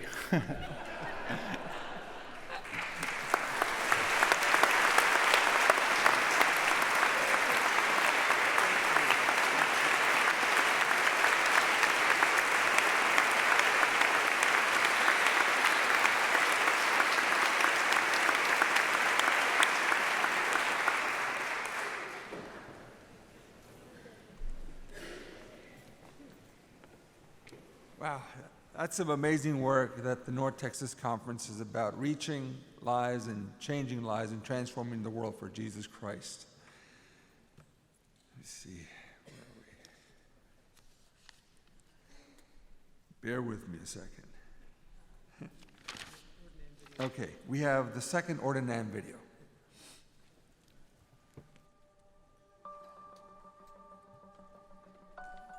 My biggest hope right now is that over the course of like a year and a half, we've started a young adults group. We started with 6 people in winter of 2021, and now we're up to a pool of 30 young adults. And these young adults are so passionate about the United Methodist Church. They're passionate about learning theology that is relevant. They're passionate about connecting with people at the margins. They're passionate about learning about themselves and their neighbors and how to love one another. And I think that it's going to change our denomination, that young people want to find a place to connect in. So I've often found that when people are asked questions like this, like what's their hope for this church and in this season, we'll often find ourselves gravitating toward that one biblical quote of that the Holy Spirit is doing a new thing, that God is doing a new thing. And I would take just a slightly different turn on that. That certainly is true. But I also think that my hope is in the fact that God is doing an old thing, a thing that is as old as the gospel itself, a thing that is old as the universe, but an old thing that brings the newness of life. My hope is in the local church.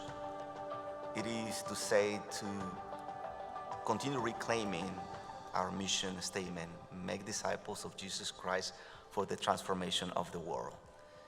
And what that means for me is to be able to bring people to Christ, to go back to the Church of Acts, going into their own mission field and connecting people to Christ and to empower them to be disciples so that whatever happens here is externalized, impacting our communities, impacting our families, impacting our world. And that's really my hope for the United Methodist Church. I love that it's the church that I was called to serve in. I've been part of several different traditions and denominations throughout the years. I did not grow up United Methodist, but it wasn't until I came to the United Methodist Church, sort of almost found myself in a United Methodist Church, that I just couldn't say no to God's call to ministry. And it felt like the right place for me, the place that I belong, the place that there was a place for me to serve and to be of real usefulness to Christ. And so I still feel that way. I really love about the United Methodist Church, like how important it is for lay people and clergy people to work together. What I love is that intergenerational community you see on Sunday mornings. Anything from children's time during worship to children's handbells and adult handbells and liturgists of all ages at the pulpit reading scripture. It really does tell us that the work of the church is all of us together. As I look back in the last 5 years, I've been able to work more with pastors, with churches, from other cities, states, conferences, but also to be able to be supported, helped by other people, not only from our conference, colleagues, churches from our conference, but from other conferences as well. And so that's something that definitely we get in a church like the United Methodist Church, that we are not one standalone church, but we are many churches within a church. My hopes for the United Methodist Church is that we would lean into our intergenerational nature. A big part of my call to ministry is that when I was in children's program in a United Methodist Church, I mattered. In the tween program, I mattered. In youth, I was a 7th grader on administrative council, and I was a 12th grader on finance. The church raised me. And so I really think that if we get back to our intergenerational characteristics, young people find that they matter in the work of God and in continuing to participate in God's work in the world. I find hope when I see the need of people. And I see that the reason why I'm encountering those people, or that person in particular, it is because they are in need of hope. And I'm becoming an agent of hope for that person, or for that family, or for that community. My ultimate source of hope, my deepest hope, comes from the knowledge that we don't do this thing alone. Because if we were, I think we'd all be in trouble. Because anyone who's ever tried to do ministry knows that it's extremely hard. That there are just so many challenges. But we don't have to be discouraged, because it's ultimately it's Christ and it's the Holy Spirit. Well, these two items mean two local churches that I've been serving since I came to the United Methodist Church here in the U.S. One is a cross, a small cross, that was given to me in my previous appointment from one of our church members. And this church member gave it to me to say, do not forget the importance of connecting people to Jesus. The other one is a man kneeling, praying, and that was given to me in my current appointment, COSROW. And even though perhaps the people that gave it to me haven't seen me praying in my room or in private, it really describes the importance of prayer in my life.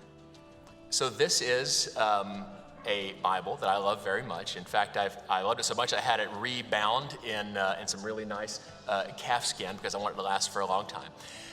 And what I love about this particular Bible is, it's the Bible. I love the Bible. But in the back of this particular Bible, it has various sort of creeds and confessional statements of the church throughout the millennia. One of the most meaningful parts of my ministry is that we have young adults that meet every Sunday night at 7 p.m. We actually go to dinner beforehand, and then we come together for study. And so we meet around a table, and we're usually doing a study like Enneagram, or right now we're studying deconstructive theological topics with a safe place to rebuild our faith together. And it's a time of learning and laughing and being together and learning about each other, and it is the best part of our weeks.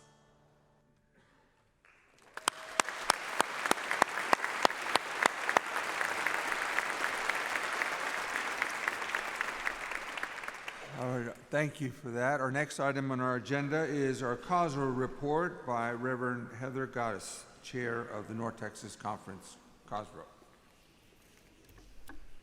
Good morning, North Texas. Morning. My name is Heather Goddess Moore, and I am the chair of the North Texas Committee on the Status and Role of Women. You can call us COSROW. I hope that you will take a moment to read our report that is in the workbook, if you haven't already. I'm not going to read it to you because it's in the workbook, but I hope that you will, because it has a lot of really important information about the work that we're doing, we're very excited about, and things for you to look forward to coming very soon. 2023 marked 50 years of COSROW in the United Methodist Church. And because of this, we wanted to take a brief moment to celebrate one of the many successes of this annual conference as it relates to the status and role of women, the clergy women of the North Texas Annual Conference. One of the tasks that we have as a committee is to provide resources to churches so that they can be prepared to receive clergy women as their pastors. So, if you are a clergy woman, please rise in body or in spirit so that we can recognize you.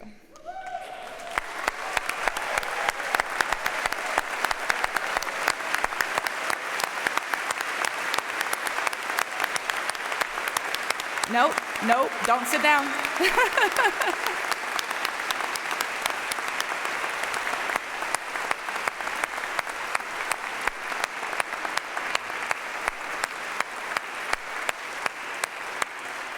If you are a clergy, stay standing, please, or if you're standing, please stay risen. If you are a clergywoman who has served or is serving or will soon be serving as a senior pastor or a lead pastor, please remain in an uplifted position. If you are a clergywoman who has served as the first senior or lead pastor of a church, please stay standing. 2 churches? There you go.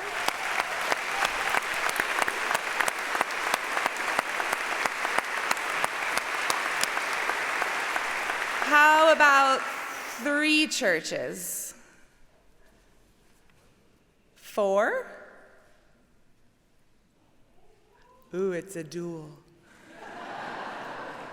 5? 6? Oh, it's a tie!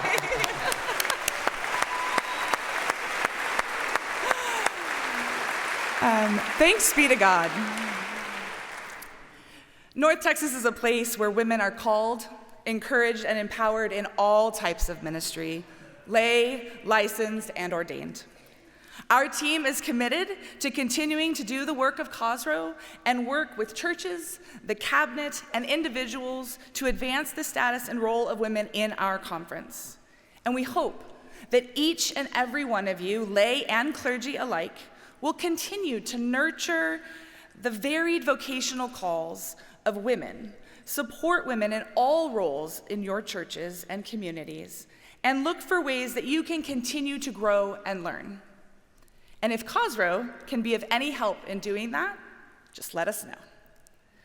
Over the past 50 years, the North Texas Annual Conference has been intentional in ensuring the full and equal participation of women in the total life and mission of the church. Thanks in large part to the tenacity and perseverance of the people who have served on COSROW, and to you, the members of the North Texas Annual Conference. But let's not take our foot off the gas. Thank you. Thank you, Heather.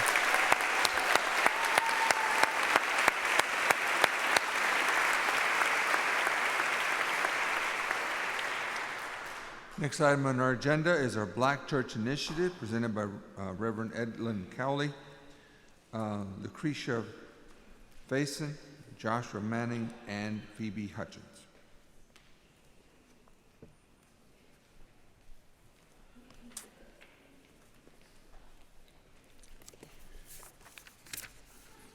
Good morning, Bishop Saenz and North Texas family. It is truly a blessing to stand before you this morning with the members of our Black Church Initiative team. Our Black Church Initiative team stands before you this morning with great pride in the work we've been able to complete this conference year. We also look forward to the work that lies before us in the year ahead. Our vision continues to be to create a visionary, vibrant, and vital Black church in the North Texas Conference.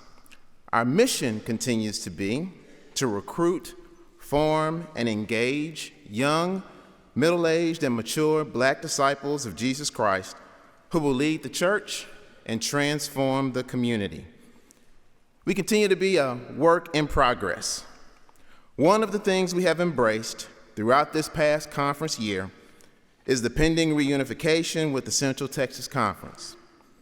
In anticipation of that union, we have welcomed Central Texas clergy and laity to participate in many of our events this past year. We have members of our team who will speak to some of the highlights we have had this year. We will share those reflections beginning with Reverend Dr. Lucretia Facian, Senior Pastor of the historic St. Paul United Methodist Church, who will share about our Black Church Academy, which was held on March 25th of this year at Church of the Disciple in DeSoto, Texas. Good morning. Proverbs 27:17 says, "As iron sharpens iron, so one person sharpens another." This sharpening was the catalyst for the launch of the Black Church Academy as African American clergy and laity from the North Texas and Central Texas conferences came together for a time of connection, vital conversations, and enlightening presentations from Bishop Reuben Saenz, District Superintendent Reverend Edlin Cowley, BCI Young Adult Representative Melissa Clay, and Reverend Dr. Michael Bowie, Executive Director for Strengthening the Black Church for the 21st Century. Bishop Saenz reminded us that we are the generation that previous generations labored and hoped for. He encouraged us to be visionary, to be farsighted, to look to the Church of 2050 as we engage and empower the next generation of leaders. Reverend Edlin Cowley guided us through each step of crafting a discipleship strategy, beginning with the worship invitation, to integrating members into the life of the congregation, to sending them out in order to engage others. And Melissa Clay challenged us to rethink how we engage millennials, offering practical insights and information for ministry with this vital demographic. Dr. Bowie invited us to reimagine obstacles such as the pandemic as an opportunity to take risk and to do ministry differently. As he stated, and I'm gonna say it exactly the way he said it, normal ain't coming back, Jesus is.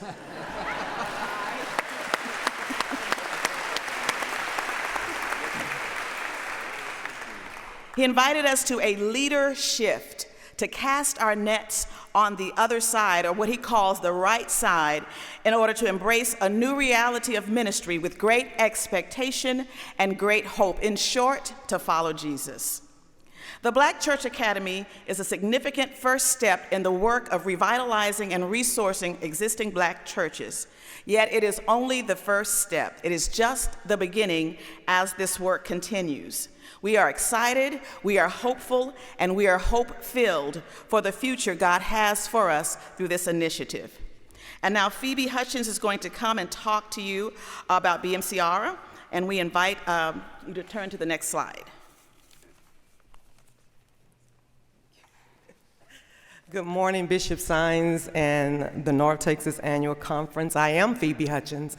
I am a faithful and dedicated member of the St. Luke Community United Methodist Church. And today I stand honored to serve as the chairperson for the Black Methodists for Church Renewal, as well as co-chairing alongside Reverend Dr. Facian with the Black Church Initiative for the North Texas Conference. I want to talk a little bit about some questions that have been asked of me throughout the years.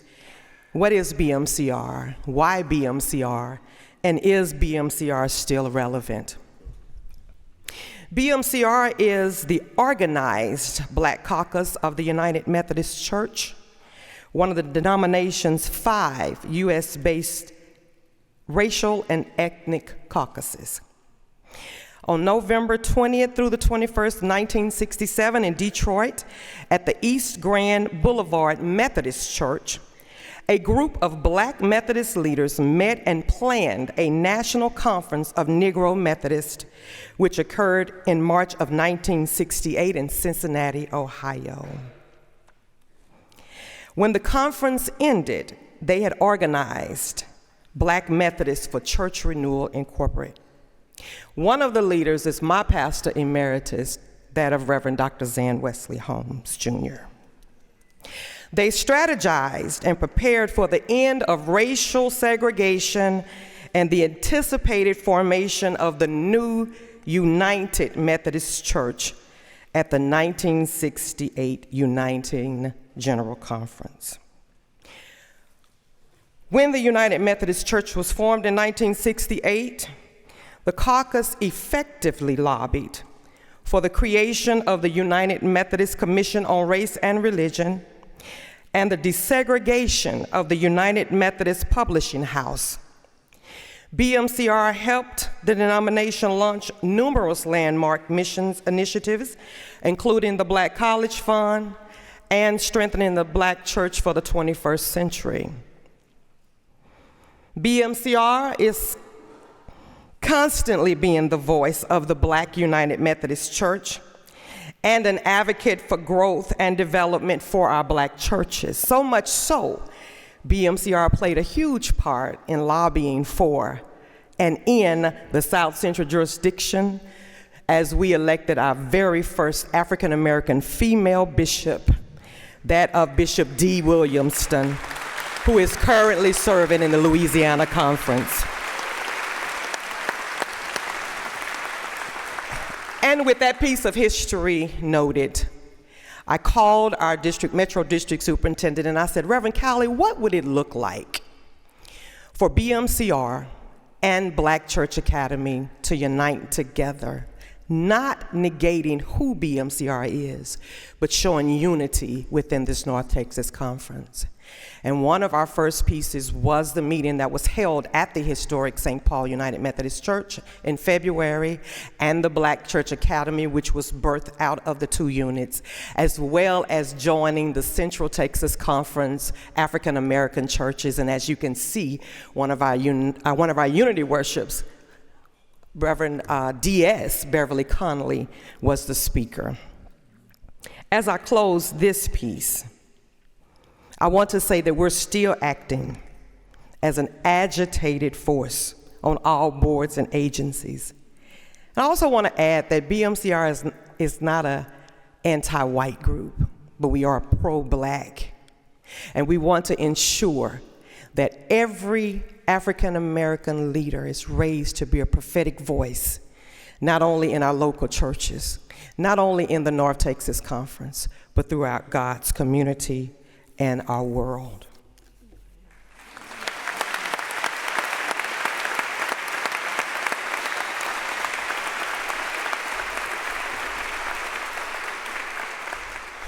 Good morning, Bishop Saenz and members of the North Texas Annual Conference. My name is Joshua Manning. I am the president of the African American Clergy Fellowship, as well as the pastor of Grace Chapel. Let's go. Yeah, so what that means is I went from pastoring a historic Black church to being in the rural suburbs of the North Texas Conference, and so I've learned how to preach shorter. So, I'm gonna leave you with two things.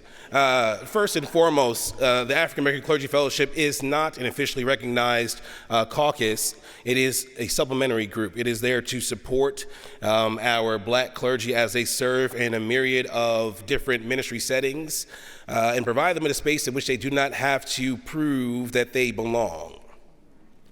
To create a space for them where they also do not have to code switch. And to make sure that they know that they are not alone. And also to get out of the laity's way so they can be in charge sometimes. And so one of the things that we are currently working through, as we have kind of recognized throughout this conference, is collaborating with the African American clergy in the Central Texas Conference. So a lot of our work beginning after this annual conference will be to collaborate with our siblings there so that we can work together and support one another. Because I don't know if you guys know how difficult it is at times to be somewhere where you may be the only person, or where you may have a unique perspective and not know whether or not you're right, just because it seems to be a dissenting perspective. And so for us, it is important to create space for one another, to hear one another and support one another in the ways in which our connection may not be able to, even though it is currently working very hard to journey toward racial justice. Next slide, please.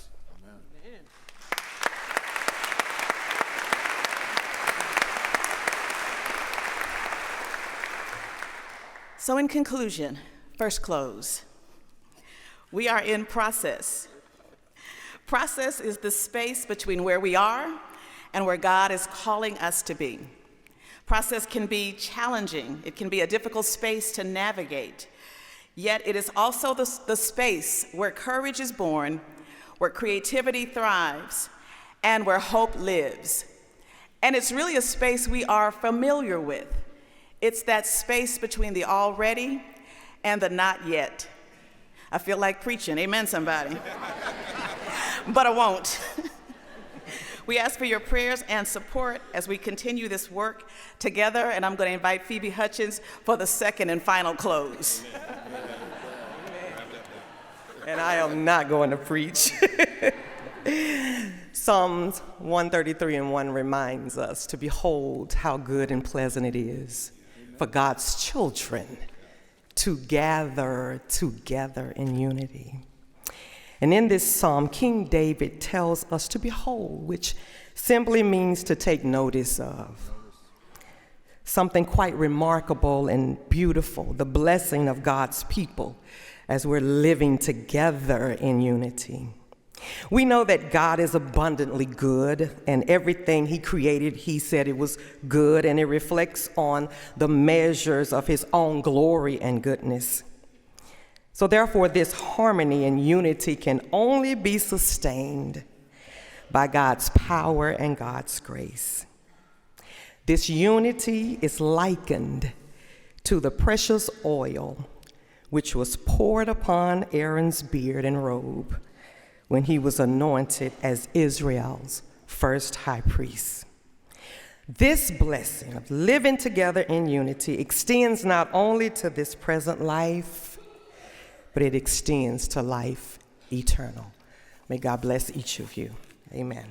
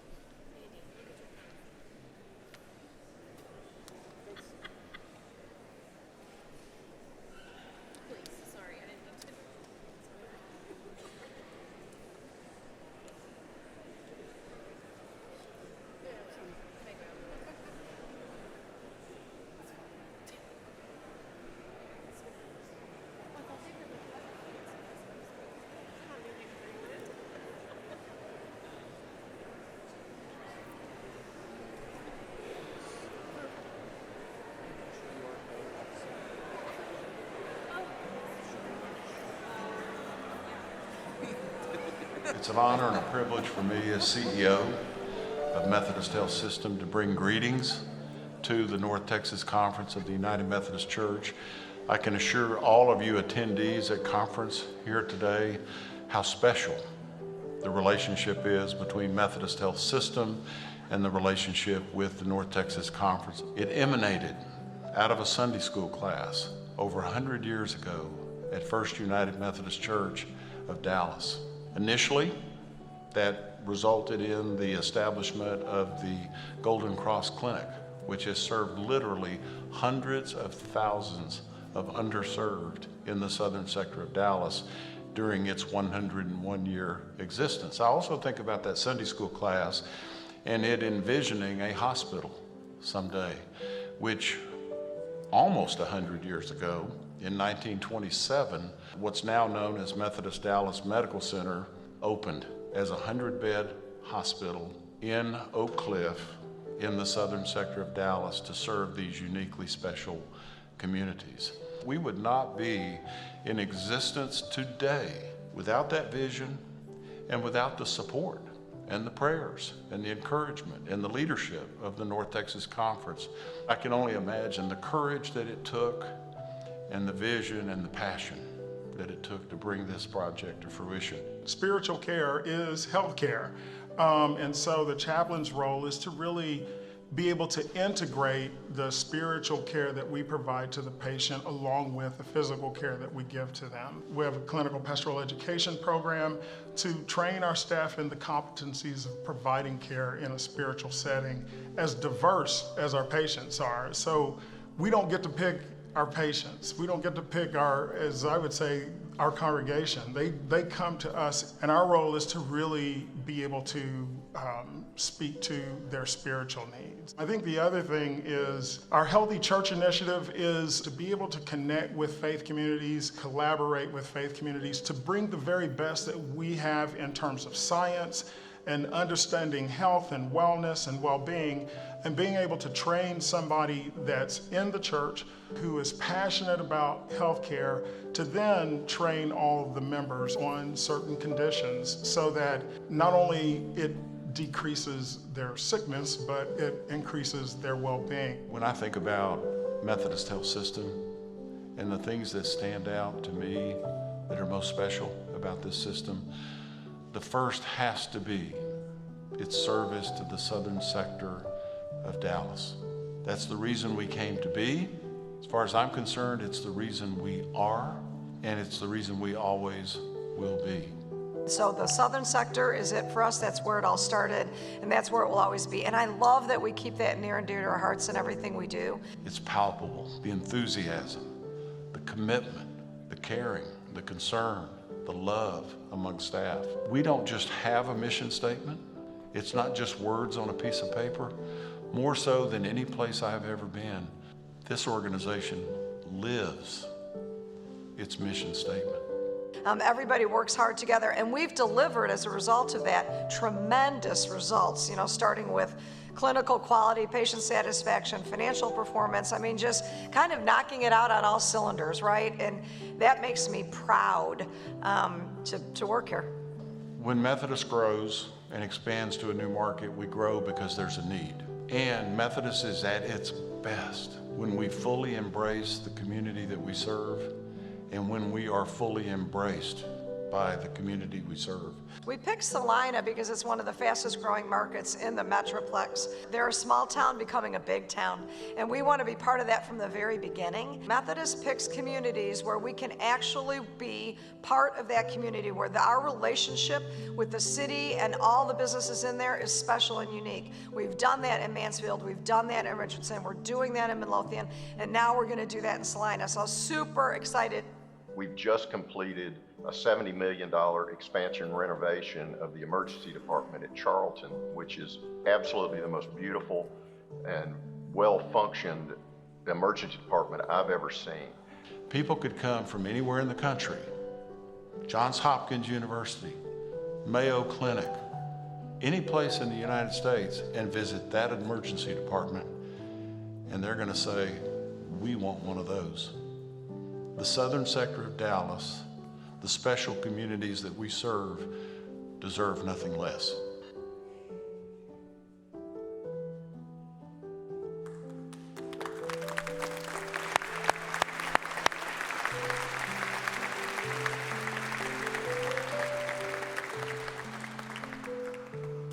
If those members of that original Sunday school class could see Methodist Health System today, what might they think?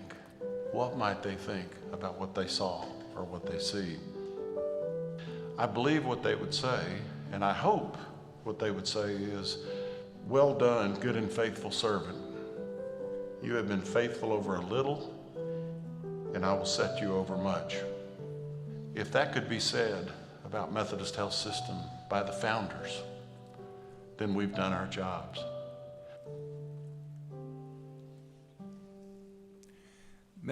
Methodist Health Systems was started over 100 years ago by a Sunday school class at First United Methodist Church. And, you know, they had a passion for people in South Dallas. And this is who we are. We start hospitals. We start universities. We are people that are farsighted and think of others and their well-being, because this is part of our identity as United Methodists. So I know we're going to have much more of that moving forward. We have an announcement, and we're going to take a short 5-minute standing break, and we're going to move right into our consent calendar, nominations, and resolutions. So Kenny, what's the announcement?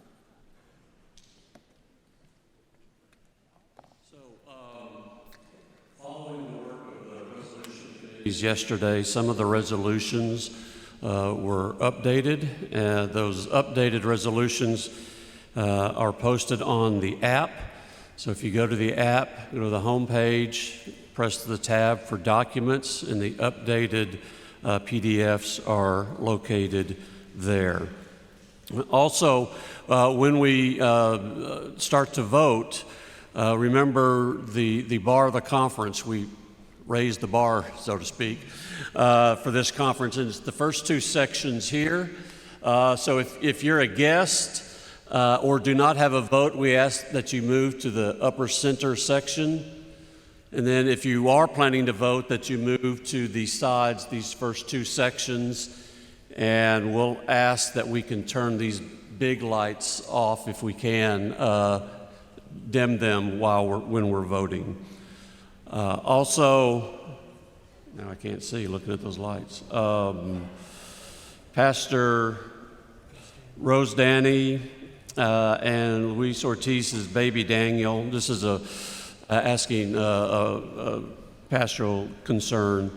Their baby Daniel was transported to Children's Hospital last night via helicopter after being unresponsive and receiving CPR. If you can keep them in our prayers during this time, especially for Daniel. What? Daniel is We're going to pray right now.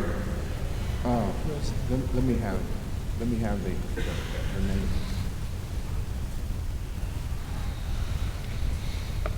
As Pastor Rose Danny, Spring Valley, currently on maternity leave, and Luis Ortiz's baby Daniel was transported to Children's Hospital last night via helicopter.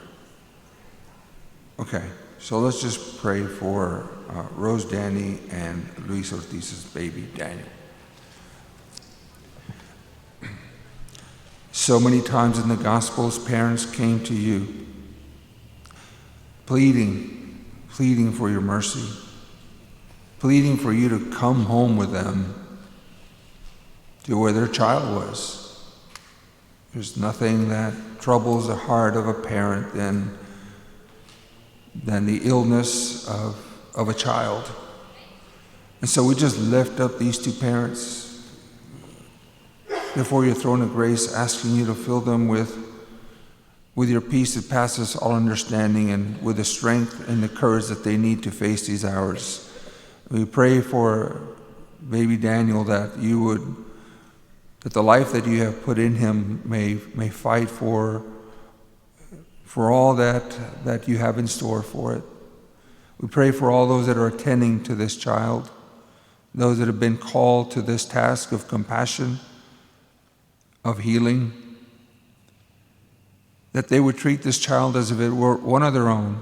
So guide their hands and use their expertise and their knowledge, and help them to collaborate with each other for the well-being of this child. And when one in the body hurts, we all hurt. And so we join them together in this time of their need through Christ our Lord. Amen. We have a 5-minute break, and then we'll return and resume with our session. Thank you.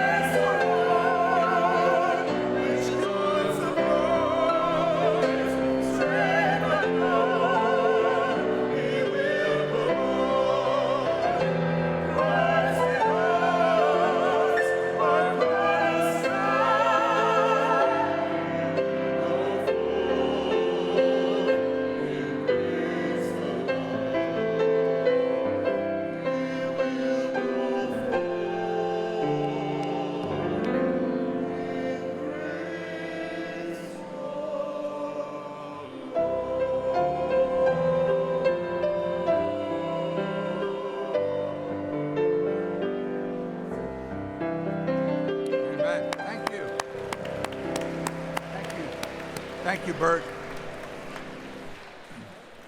We have the third Ordinand video. Please cue that up.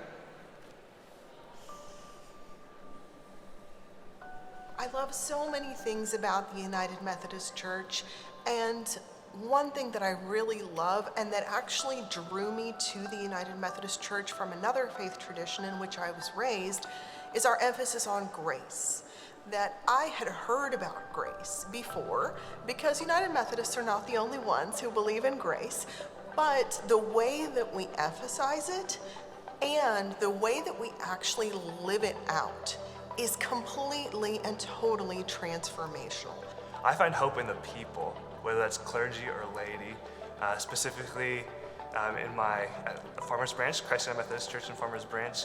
I love working with the people there and just how passionate they are, how enthusiastic they are about serving our community, serving our congregation, going beyond the walls of our local church and really showing God's love to all people.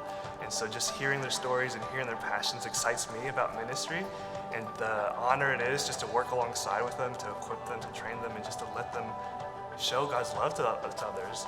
So one of the things that I love about the United Methodist Church is our connection and how I've learned we are so connected, not just within our conference, not just within the state, but beyond that and even globally. And so as I started understanding my call to ministry and how both laity and clergy walked with me in that, and I started meeting mentors and other people that were walking alongside me in that journey, and how we're not alone in this. We are so connected and are there for each other in our ministries.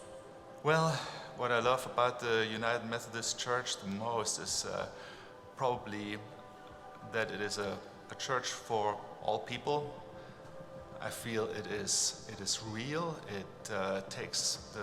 Our church takes an active interest in how the world works, and I know that all of us are trying to make a real difference and to build the kingdom of God here on earth. My hope for the future for the United Methodist Church, I think, can be summed up in one word: resurrection. And I was at the 2019 special general conference of the United Methodist Church, and that was a tough year, and then going through COVID the next year after that in 2020, and then just the recent disaffiliations that we've been dealing with, and I truly hope for resurrection in our United Methodist Church, that there's already signs of new life with new Methodist communities being birthed, and is truly where I hope to see is resurrection. My hopes for the United Methodist Church going forward are that we can continue to pour into one another, into other United Methodists and our friends and neighbors who haven't joined us yet, but they will. I know that they will, because we have so much to offer. We have the best theology. We have so much grace. We have so much love, and I want to build a bigger, more inclusive table. My hope is that we can make this table as wide and as long as it can be, so we can't even see the ends of it. So everybody can be there. Everyone can join us. My hopes for the United Methodist Church are that we can really understand who we are as United Methodists and be very clear in our purpose and our mission in the world. I know that there is a lot of hurt out there. And so, and there are people who are starved for connection. And so I'm hoping that we can be that place for hope and healing and reconciliation to happen. My hopes for the future of the United Methodist Church are that it is a place where heaven and earth truly come together, and meaning a place where we connect to people as they are, as they come to us. This is a chalice that was given to me by my brothers and sisters in the Order of St. Luke when I graduated from seminary at Perkins. The chalice was handmade by members of the order, and it's meaningful to me on different levels. On the one hand, it is meaningful to me because it was handmade and it was a gift, and so I cherish that. On the other hand, it's also meaningful to me because sacramental life is incredibly meaningful to me and important to me. So this communion kit here is important component of my day-to-day practice here at the hospital, because the hospital is a physical place, right? People come here because they are suffering from an illness, from a physical outward illness, and the sacrament is a physical representation that can help us to connect to God. And often, I think, us pastors are very head-heavy and try to intellectually bring things across to people and forget about the importance of our bodiliness and in connecting to God. And I think communion helps that. So there are two photos that come to my mind. One is a cross at Warren Willis United Methodist Camp in Leesburg, Florida, and the other is at Bridgeport Camps and Conference Center. Both are crosses and both are unique in terms of their space and their setting, and both have very significant meaning in my life. This is my yoga mat that I brought with me today, and I've been practicing yoga for 18 years. It is how I began to understand who God was in my life. It is how I started to understand and discern my call to ministry, and it is my continued spiritual formation practice of prayer and meditation, moving meditation so that I can release what I need to release to God and open up space for how the Holy Spirit can work and I can be connected in that. So this practice also really led me to one of my favorite John Wesley quotes, which is in one of his sermons. And so he says, "The life of God in the soul of a believer immediately and necessarily implies the continual inspiration of God's Holy Spirit. God breathing into the soul and the soul's breathing back what it first receives from God. A continual action of God upon the soul and a reaction of the soul upon God. An unceasing presence of God, the loving, pardoning God, manifested in the heart."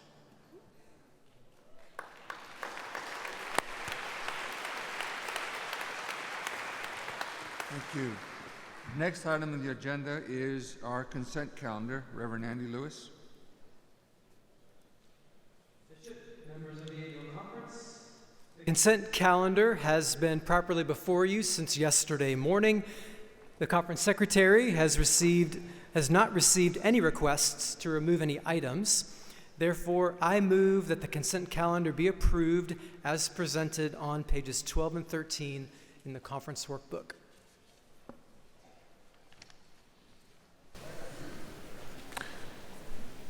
Are we ready to vote?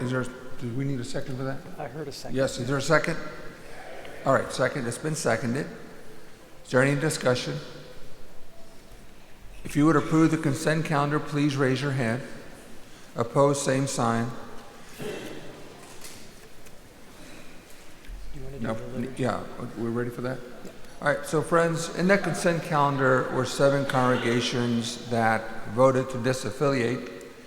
And so I would just want us to pause at this time to have a litany, a brief litany of parting and commendation. I think it's important.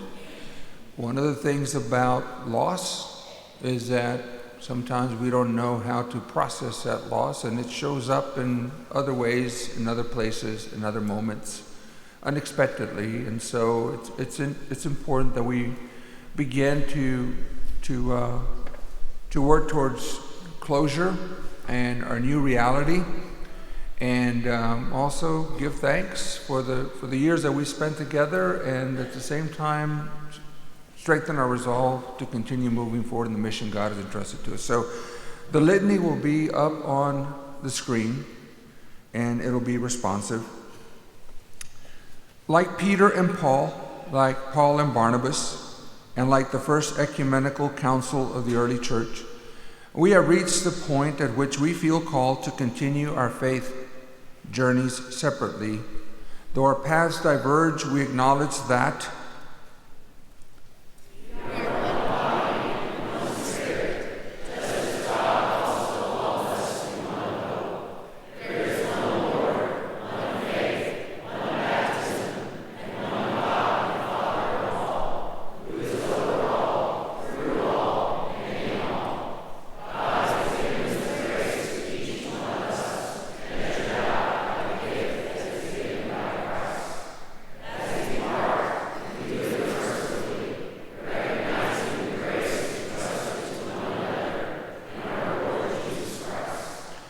So I'm not going to ask you to stand. We have persons in our community that are differently abled. We're not going to stand this time. But thank you, though.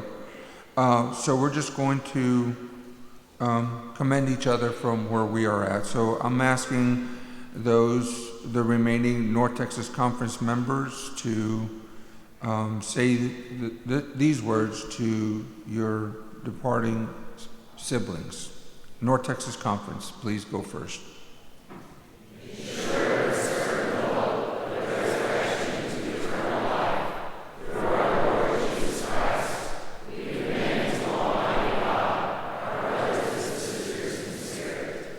Will our departing siblings please commend your North Texas Conference siblings with the following words.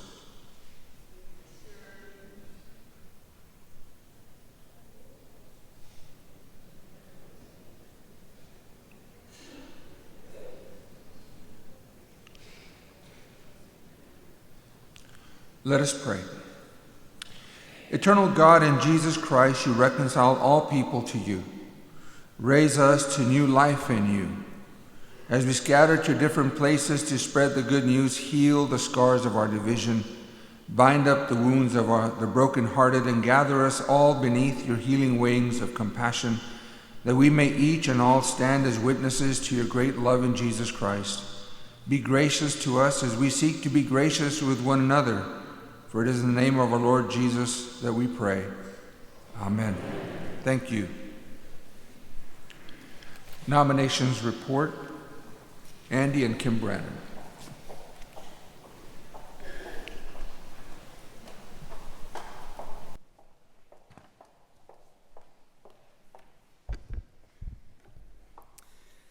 Good morning again. I'd first like to thank the members of our conference nominating committee for their faithfulness, their hard work, in particular for their dedication to always attending to putting together a diverse and representative group of leaders for our conference boards, committees, and agencies. Those members are our 4 district superintendents, Laity May Alexander, Herman Totten, and Jane Gully, Vice Chair and Conference Lay Leader Kim Brannon, Conference Lay Leader-elect Mary Nixon, our Director of Racial Diversity, Equity, Inclusion, Dr. Ron Henderson, and it's my privilege to serve as chair. The nominations requiring your approval are on a green handout and were distributed on Monday. The newly nominated positions and Bishop Saenz' new appointments appear in bold. During this nominating process, great care is taken, as Andy said, to represent the diversity of our conference. And as you will see from the data on the screen, you'll note the diversity outlined there. In addition, conference positions are made up of clergy and lay, male and female in equal measure. So looking ahead to the nominating process for 2024, which is a quadrennial year, therefore a year with lots of leadership turnover, we will need all of you to weigh in there. Please encourage strong and trusted leaders in your churches to fill out a profile sheet. Profile sheets convey to the nominating committee people's areas of interest and serve as the first and primary resource for the committee's work in that. The handful of profile sheets not used this past year or profile sheets from recent years will remain in our database and taken into consideration for the upcoming 2024 nominations process. So to submit a profile sheet for the 2024 process, you will go to the North Texas Conference website and complete that by mid-January 2024. That profile sheets will be available after the business of this general conference, so probably by July. You can look to the website for that information. And we welcome all of your profile sheets. We need them, and we just covet all of the leadership that you bring with you from your local churches. Amen. So Bishop Saenz, we present to you in the annual conference the 2023 nominations report for approval. All right, this comes from committee, so it needs no second. Are we ready to vote? If you would approve the nominations slate, raise your hand. Opposed, same sign, and it is so moved. Thank you, Andy and Kim, for the good work on this. Okay. Thanks. Oftentimes when we read the obituaries of United Methodist, many times I note that those that go on to the church triumphant that get on ahead of us, they note and they list in their obituary, along with all the other things that they do and love and are passionate about, their service at the local church, their service at the district, at the conference, or even at the general agency. So this is an important part of our service to the church, and I know that when you are there, we are more and we are better for that. So thank you for all the ways that you serve the mission of Jesus Christ at the local church, in your work, in your communities, at the district level, at the conference level, or at the general agency level. It matters and you make a difference. All right, now we move into our resolutions.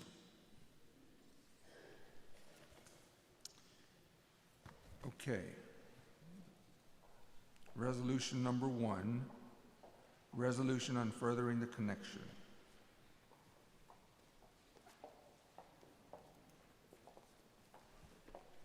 Good morning, Bishop, friends. It is an honor and privilege to be standing next to the wonderful and amazing Kim Brannon. Yes. She makes me look good, so thank you, Kim. I want to share with you context, background for this resolution as we did with the committee.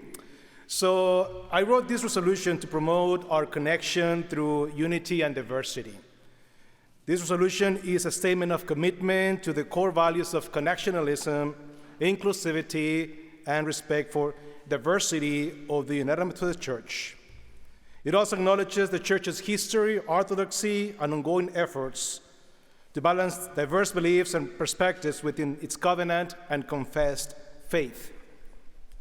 The 3 personal inspirations that drove me to write this resolution were my experiences at the jurisdictional conference of last year, a response to the misuse of church language, and the spread of disinformation, and my love for the church. So concerning jurisdictional conference 2022, as a delegate, I was present during the sessions, and I also had the opportunity to meet with our bishop when we learned he was being assigned to our conference.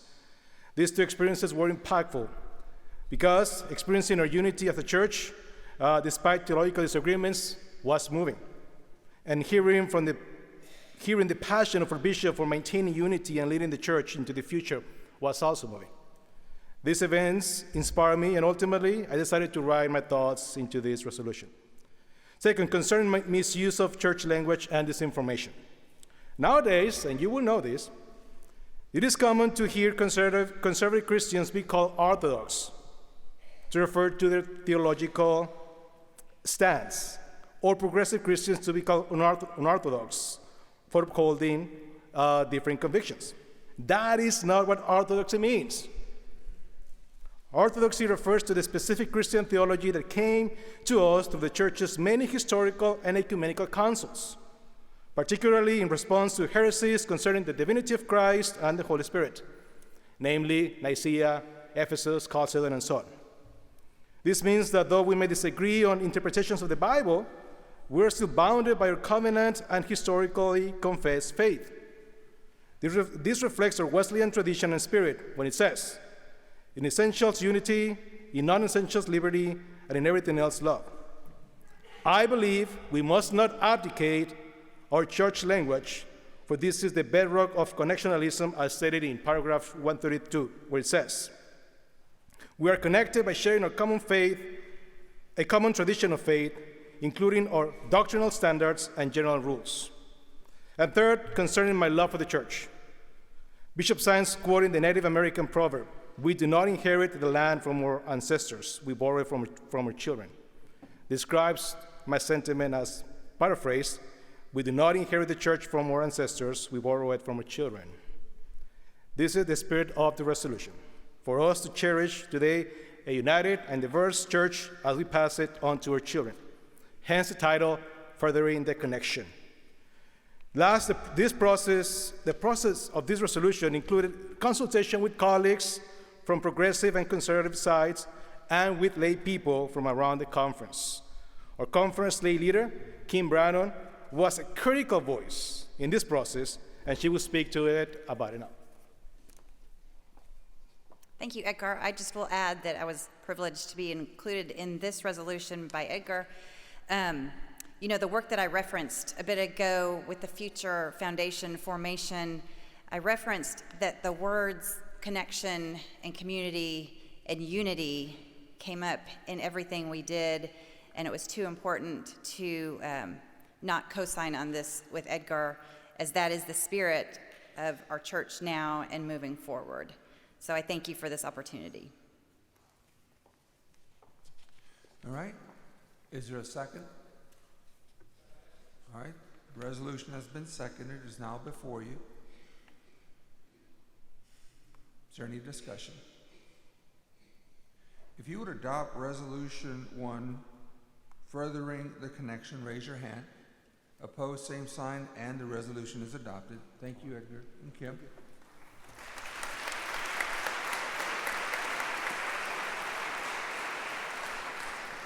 Resolution 2 from the Commission on Archives and History.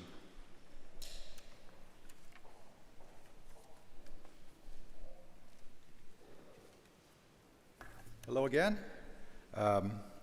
The history of this conference is a continual history of engaging and seeking to engage new people in new ways. This history of innovation did not stop in 1844 when the first church was built. It continues to this day. The United Methodist Church has created 2 designations to honor and provide us touchstones of that history of seeking to engage and to preach the gospel. One is the Methodist Historical Site, the other is the Methodist Heritage Landmark. They're surprisingly in the North Texas Conference, which is actually the literal physical birthplace of the United Methodist Church, only one heritage landmark site. God bless you, Cochran Chapel. It's time to change that. In reviewing the work that goes on through SMU and through the various churches, I became aware of, in my job as archivist of Highland Park, that incredible theological and liturgical innovation took place in Highland Park in 1971 and 1972 through the work of Grady Harton, James White, which was then placed in the book, our hymnal, as Word and Service number 1, Word and Table number 1. Through innovation in the North Texas Conference, the entire denomination has been blessed. This resolution seeks to honor that by designating Cox Chapel as a Methodist historical site and asking the General Commission on Archives and History to designate it as a heritage landmark. The commission, this action does not change or restrict the use of the property. It has been approved by the Church Council of Highland Park and has been approved by the Commission on Archives and History. All right. Is there a second? It's been seconded. Is there any discussion? If you would adopt resolution number 2. Bishop? Yes, I'm sorry. Microphone 3, please.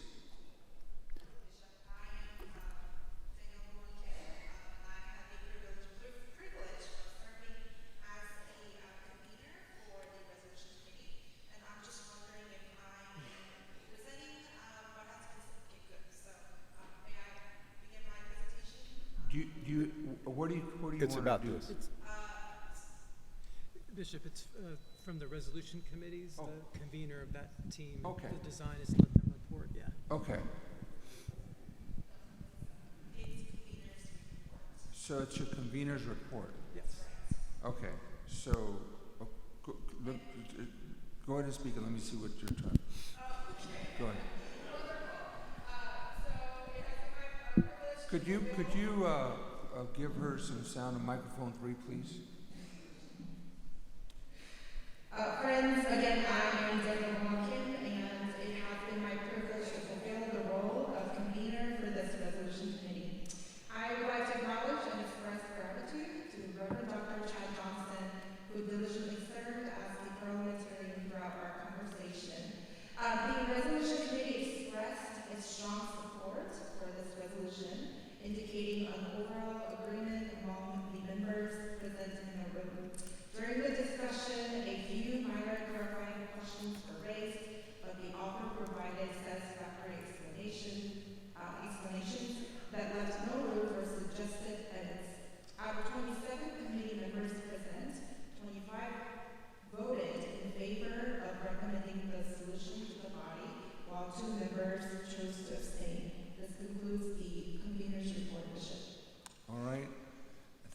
take that as a speech in favor of the resolution.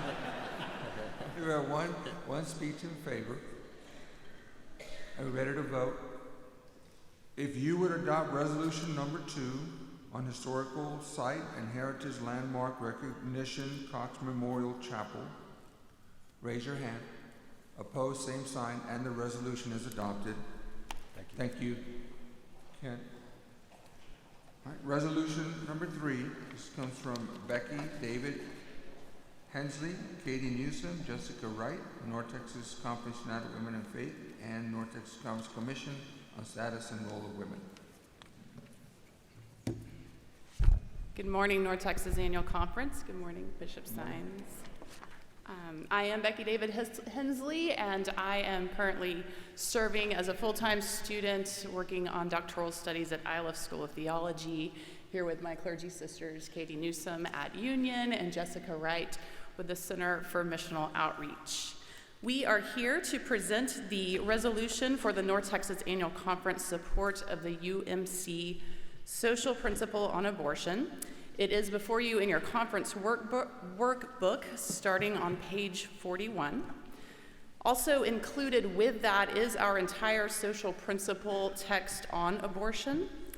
And through the committee process, we did make one amendment that begins on line 37 of the workbook, but you can also find that amended resolution in the conference app. And so I'm going to read the amendment to you as it now reads.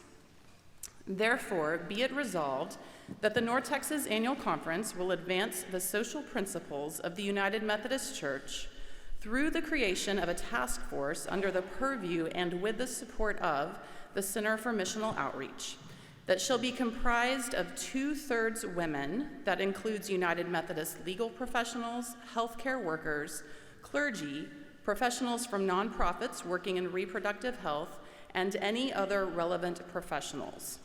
The work of this task force shall be to provide consultation and educational resources for clergy, church staff, and United Methodist healthcare workers so that we may continue to provide nurturing ministries to those who terminate a pregnancy, to those in the midst of a crisis pregnancy, and to those who give birth. As was already stated, our North Texas United Women in Faith and our North Texas Commission on the Status and Role of Women, along with 127 lay and clergy members of our conference, have expressed their support of this resolution. We would like to invite you, if you were one of the people or committee members who have signed on as supporters to this resolution, to stand with us where you are at this time. And we also know that there were some folks who didn't get an opportunity to sign that would have liked to have. So if you would like to have signed on in support of that and didn't get a chance, we invite you to stand with us at this time as well.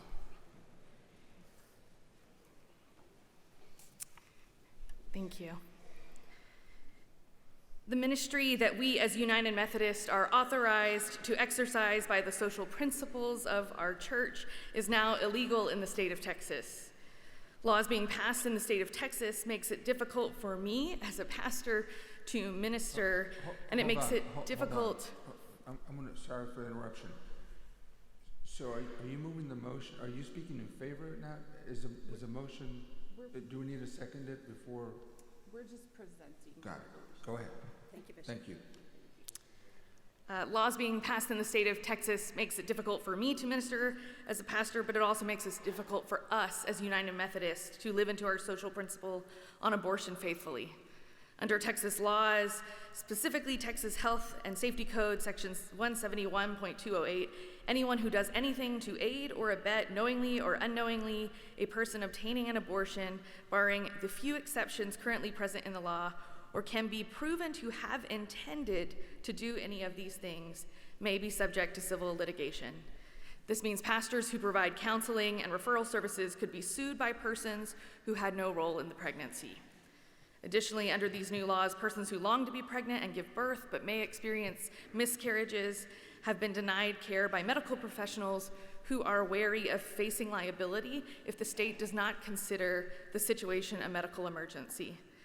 The most up-to-date maternal mortality rates in Texas estimate that 90% of maternal deaths may have been preventable, and maternal mortality rates increased by 22% from 27.5 deaths per 100,000 live births in 2019 to 33.6 deaths per 100,000 live births for pregnancy-associated causes in 2020. And it is expected that these rates will increase in the coming years as a result of these laws. This resolution calls for us to affirm our social principle as crafted by our General Church, to speak to our state government about how we can continue to be faithful to our convictions as United Methodists, and to create a task force that will study this law so that pastors and church workers and healthcare workers can continue to do the important work of their ministry in their settings. We move to affirm this resolution. Okay. Is there a second? All right, it's been seconded. Convener report. Danielle Kim here again, convener for this resolution committee. The resolution committee engaged in a passionate and productive conversation regarding this resolution, reflecting a strong sense of unity among the members. While there were different perspectives on certain details surrounding the topic, there was shared commitment to the social principle in the Book of Discipline as United Methodists, and a collective appreciation for a thoughtful and nuanced understanding within the social principle regarding such a sensitive and personal topic as abortion. The committee expressed overall affirmation for the establishment of a task force aimed at supporting churches and clergy in faithfully witness God's love for individuals experiencing abortion. Minor edits were suggested by the committee, such as ensuring some representation of men as well as women and incorporating additional professional personnel to enhance the task force effectiveness. The authors graciously accepted these suggestions as friendly amendments. The resolution presented this morning represents the edited version, as you have heard, and which received committee's endorsement for recommendation to the body. Out of 29 committee members present, 25 voted in favor of approving the resolution, while 4 members chose to abstain. This concludes the convener's report, Bishop. All right, thank you. So then, the amended version is now the document before us, right? As amended and agreed to. That's what's before you, okay. And that's what's on the app. All right. Is there any discussion? Microphone 2. My name is Shirley Chestnut. My daughter-in-law had 2 crisis pregnancies. The first one, she made it to 20 weeks. She got to the point where she could not keep down water, could not have any nourishment. She was in the hospital. They put in PICC lines. They did everything. Her liver function was dropping. Her gallbladder was filling with blood. It was determined she just could not maintain pregnancy, and the decision was made to terminate. The second crisis pregnancy, it only took her 10 weeks to get that bad. Again, she was in the hospital for over a week. She vomited so violently, she has ruptured discs in her back. The difference between the two is that law had passed.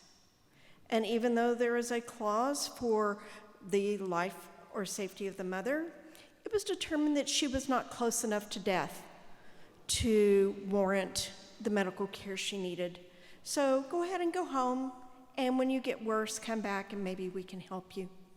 No one should be involved in this decision other than the family, their medical professionals, and any spiritual guidance that they want to send to.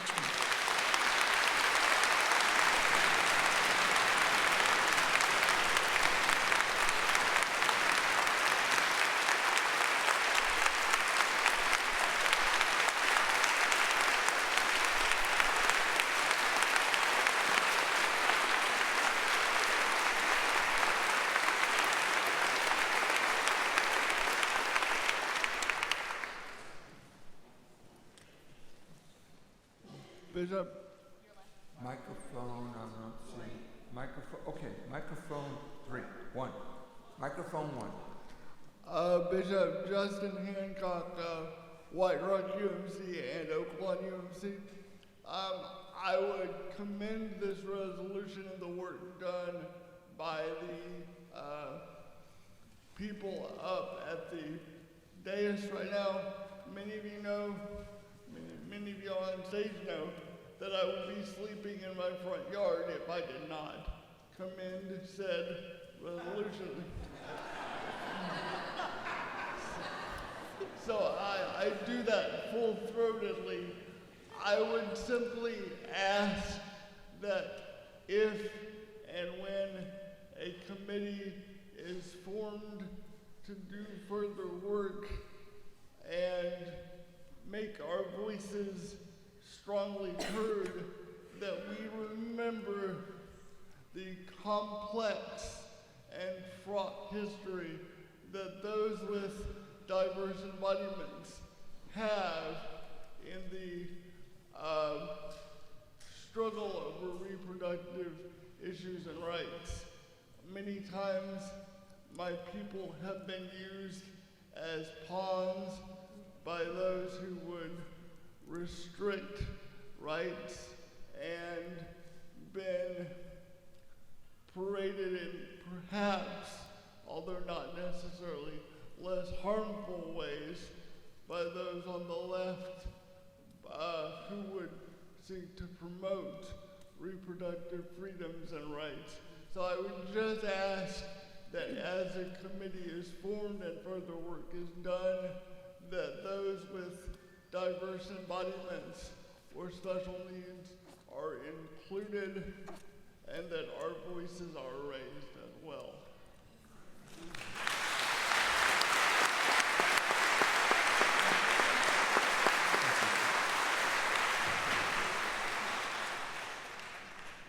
So, there was a speech in favor. Yes? We've had a speech in favor, and the committee report, the resolution committee, we have 3 speeches in favor. That's our rules. So, sir, do you have a speech against, or do you have a question? I have a question. Okay. Microphone 3, please.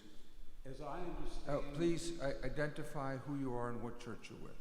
I am Craig Holcomb. I am a member of First United Methodist Church in downtown Dallas. I actually read the workbook, most of it, and in reading this resolution, the last sentence says that we are, and I repeat, and I am in favor of it, says that we are opposed to the any bans on abortion. And we are calling on our elected leaders at the state level and the national level to vote against any bans on abortion. I agree with that, but I noticed it was not mentioned either, at least I do wear hearing aids, so I may have missed it, by y'all or by you. And I think that is an incredibly important stand that we are taking. So my question is, did I read it correctly? So it stated that we oppose any universal ban on abortion, which is effectively what the state of Texas is doing, because we are presenting this in such a way that it's in line with our social principles. There are some things within our social principle that we do as the United Methodist Church reject when it comes to this issue, but we absolutely, as the United Methodist Church, do not promote a universal ban on abortion. So that is there, along with the encouragement for all of us. We only read the therefore that was amended through the committee. So we didn't read that one, but that was also discussed in the committee yesterday that yes, please, we are encouraging you to contact your legislators, and hopefully this gives you even more power to stand on to say that the North, if it passes, that the North Texas Conference believes this, and that the United Methodist Church believes that these laws are far too restrictive. Thank you for your work. Thank you. Thank you. We've got 3 speeches in favor. Are we ready to vote? If you would support resolution number 3, support of the United Methodist Social Principle on Abortion in the state of Texas, raise your hand. Opposed, same sign. And the resolution is adopted.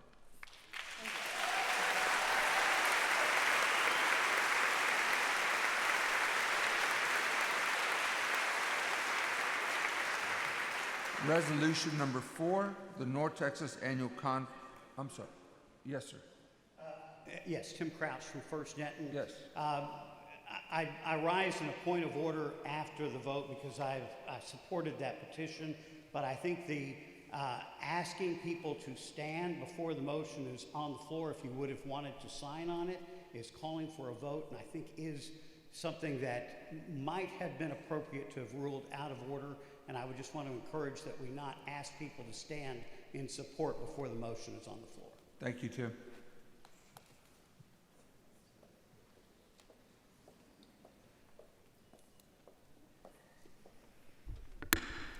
I'm going to invite the General Conference delegation to come up to the stage while I'm introducing this legislation. I'm Jessica Vittorio. I'm a lay member at FEMC Dallas. This legislation is the first in a series of legislation that was offered by the General Conference delegation that you heard Kelly and Clayton talk about in the delegation report yesterday. I'm going to keep this brief, but this legislation came from the delegation in an effort to ensure that as we have other legislation that recognizes the harms and identifies and publicly acknowledges the harms that are being caused to certain groups in the midst of everything going on in the EMC, that we also recognize that there are a number of congregations that began the disaffiliation process but did not actually vote to disaffiliate, that there are a number of members amongst us here today and also not amongst us here today that were members of churches that voted to disaffiliate and are now having to face the process of finding a new congregation and finding a new church home, and what does that look like? I had the great pleasure to go spend some time with a group that was meeting out at Bridgeport of individuals that had been members of churches in that area that chose to disaffiliate, and got to listen to some of their stories about the pain that they've experienced and the heartbreak and the grief that they've had to cope with and figure out how to navigate. And we are grateful that they were able to come together and have support in groups like that, but we also want them and anyone else that's experiencing a similar journey to know that they're not alone, that the UMC and the North Texas Conference does support them, does recognize that grief, and to let them know that we're here to continue to support them as they continue to navigate that, either at a new church home or at a new congregation that they may start. So the purpose of this resolution is not to be political. I have heard talk about potential amendments, and I want to be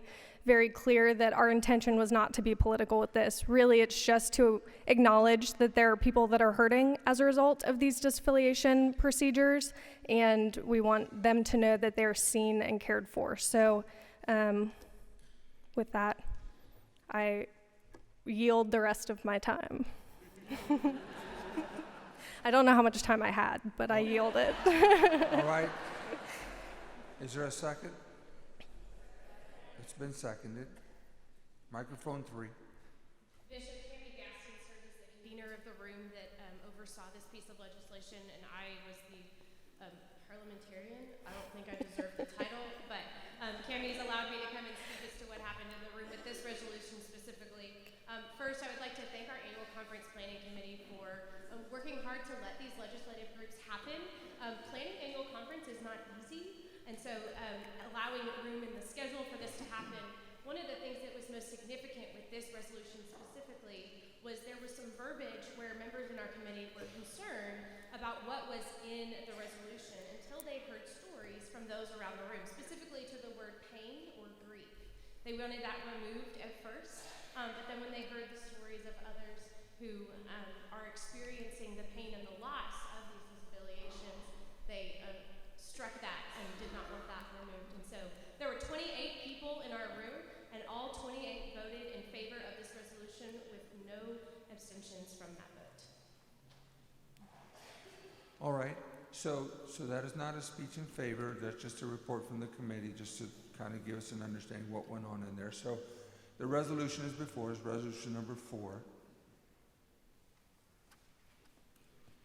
Are we ready to vote? If you will support resolution number 4, supporting members of the North Texas Conference experiencing disaffiliation, please raise your hand. Opposed, same sign, and the resolution is adopted.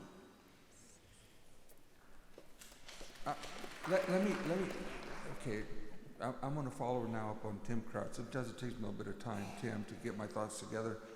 But we just passed a resolution a while ago on abortion, and we just passed this resolution. It says that we're to be an inclusive environment that welcomes diverse perspectives and promotes dialogue and action to support as a Big Tent denomination. Abortion is a very personal issue. There are people with very strong opinions on both sides of it. And when the majority claps, it becomes an intimidating environment and an unsafe environment for others who do not hold that opinion. And so I just want to be mindful that if we're going to do this, then let's do it well. Because, and I know that we're going to have other resolutions that are very important to many, but at the same time, we know that there's persons that haven't gotten there yet. So how do we maintain a spirit of dialogue and openness as we're trying to discern this and try to be the Church of Jesus Christ together as we move forward, valuing each other as full humans? As someone, the speaker says, the God that sees me in the report on diversity, equity, inclusion. This is who we are. And you have done good work because you have prayerfully gathered and heard and listened with a sense of understanding, not to respond, but just to understand what that person is. And our worlds are they're shifting and they're changing, but let's give each other time to do there. So I'm just going to ask that the body maintain decorum and that we respect, even if it's just one person in the room, that we respect that person. And that we find ways to celebrate what God is doing in appropriate ways. But I just want to lift that up before the body. And I think we can do this. And we've seen too much of this going on in our world, where one side just wants to win, and the objective is to not leave anything standing. But any world that includes the annihilation of the other is not the reign of God. And so,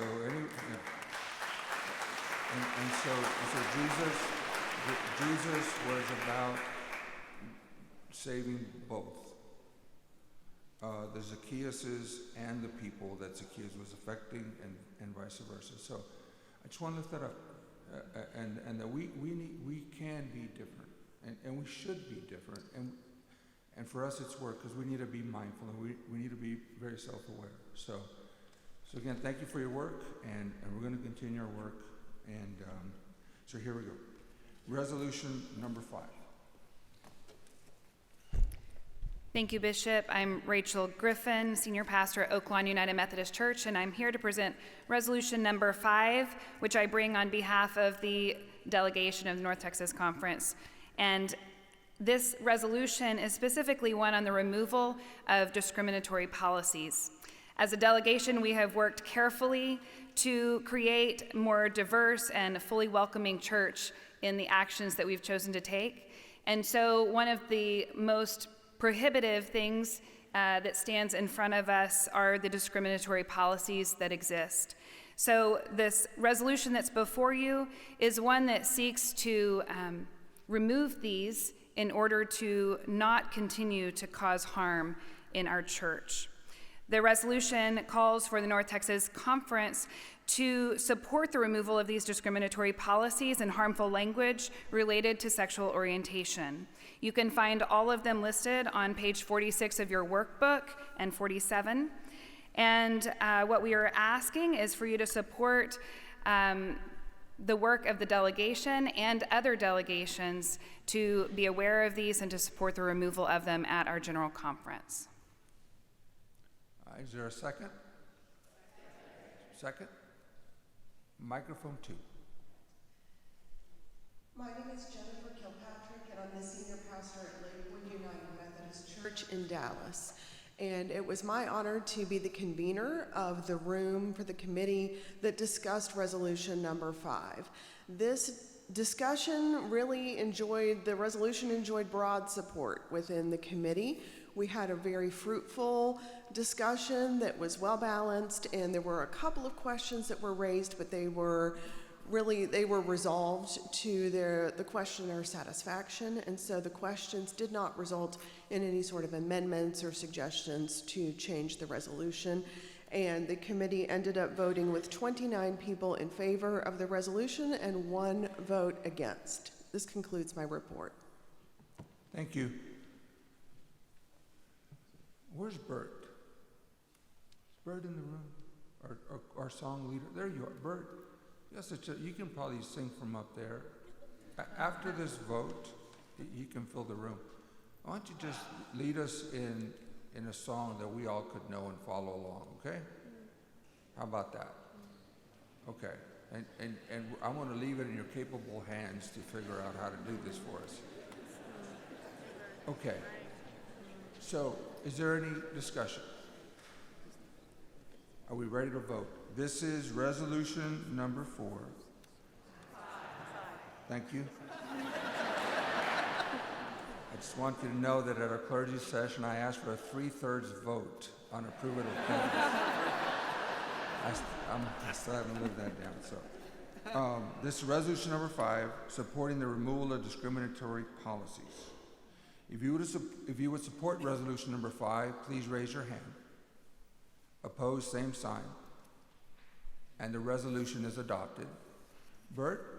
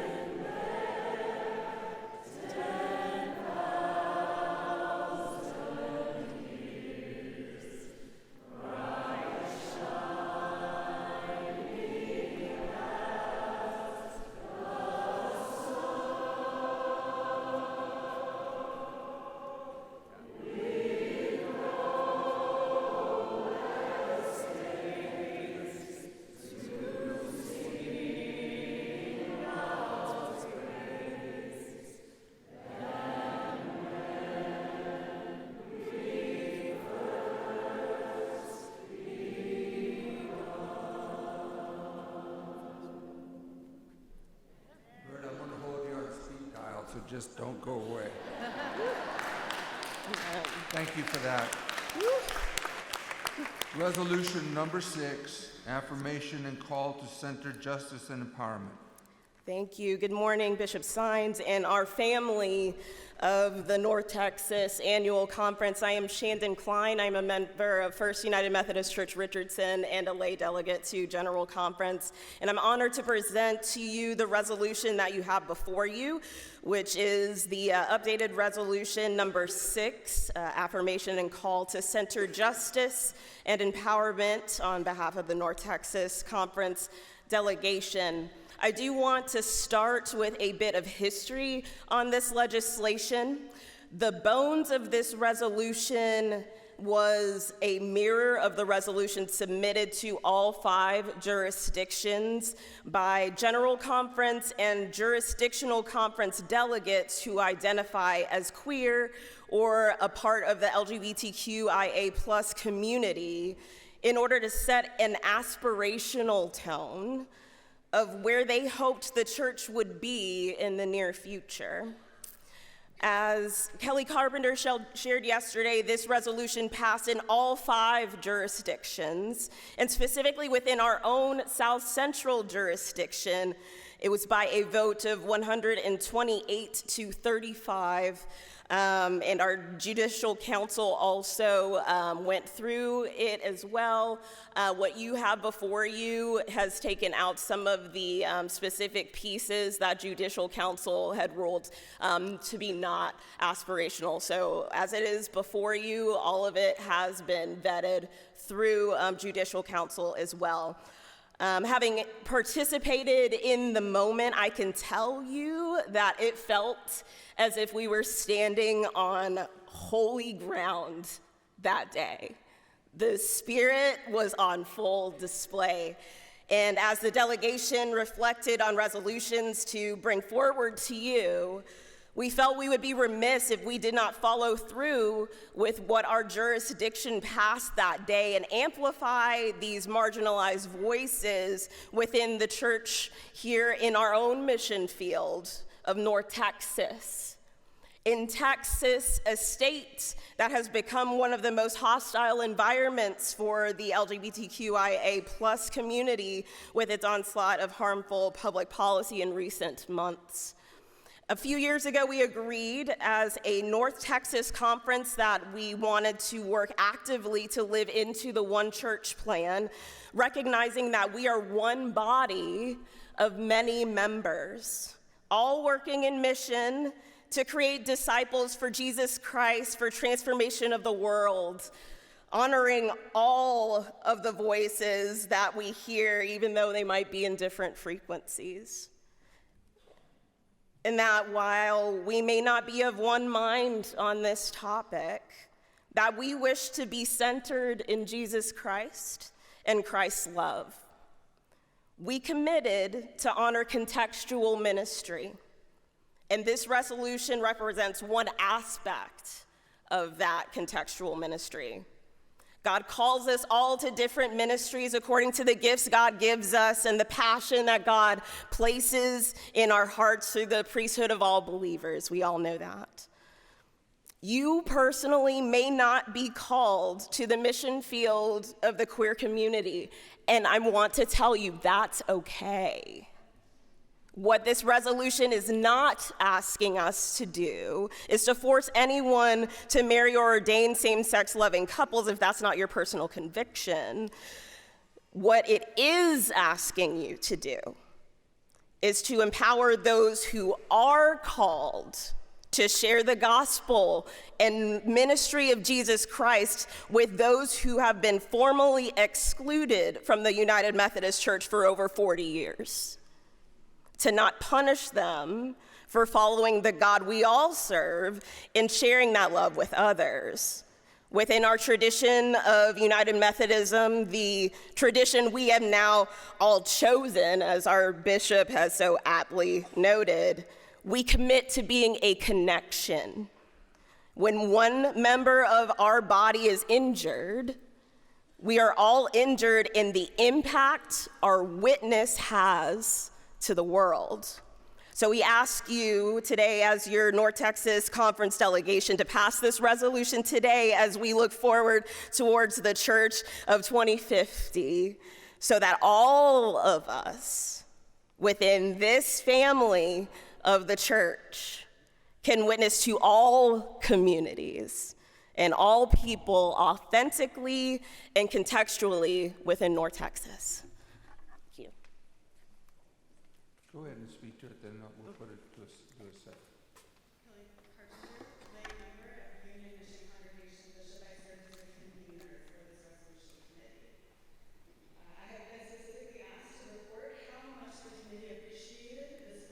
Mm-hmm. We engaged in wonderful dialogue and found it to be extremely valuable. Thank you, organizers. Some of the points of dialogue included some clarification, the protocol of reconciliation and grace, and footnote 2 being included for informational purposes. As Shannon has stated, the resolution states an aspiration and nothing changes unless changed by general conference. It was a collaborative conversation on suggestions to make edits that you see in the app, in the version on the Huda app. We also discussed the context and the use and had wonderful dialogue around queer and LGBTQIA+. We had votes with 2 speeches for and 2 against. Speeches in favor spoke to this resolution being the reason that the lay member returned to the United Methodist Church, and spoke to the way it personally resonated with committee members and is needed by them and their own children and families. Speeches against raised concerns of how to report back to particularly mixed or traditionalist local congregations if this resolution is passed, and expressed concerns on the timing of the resolution coming before general conference needs. The resolution was recommended to this body by a committee vote of 23 for, 2 against, and 2 abstentions. That concludes my report. Thank you, Kelly. So the resolution 6 is now before us. Is there a second? It's been seconded. Is there any discussion? If you would support resolution number 6, I'm sorry. Okay. Microphone 2.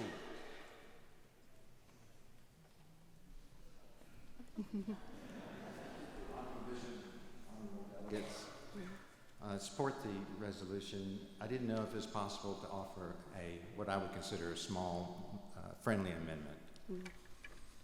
And that is, if you'll make reference to lines, I guess it's 30 or 31, which reads, supports and amplifies the queer delegates' call to justice and empowerment, blah, blah, blah.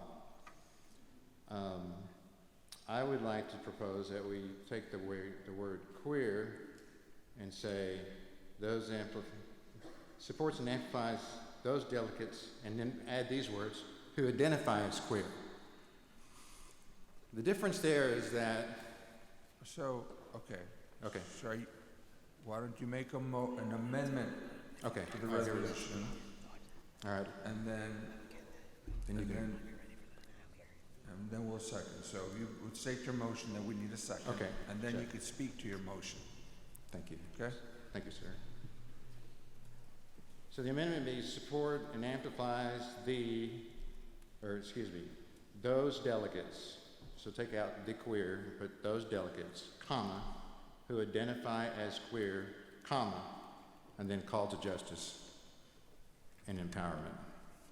All right. Is there a second? Did I hear a second? Okay. There's been a second. Speak to your motion, please. Speak to your amendment. Yes, sir. The simple suggestion here is that we avoid identifying delegates by gender or race or anything of that nature. Delegates are delegates. We don't call delegates Latino delegates, or we don't call delegates as black delegates or female delegates or anything of that nature. So I think just a little minor change in the language would be more appropriate. State the amendment again. State your amendment again. How would it read? It would read, supports and amplifies those delegates, comma, who identify as queer, comma.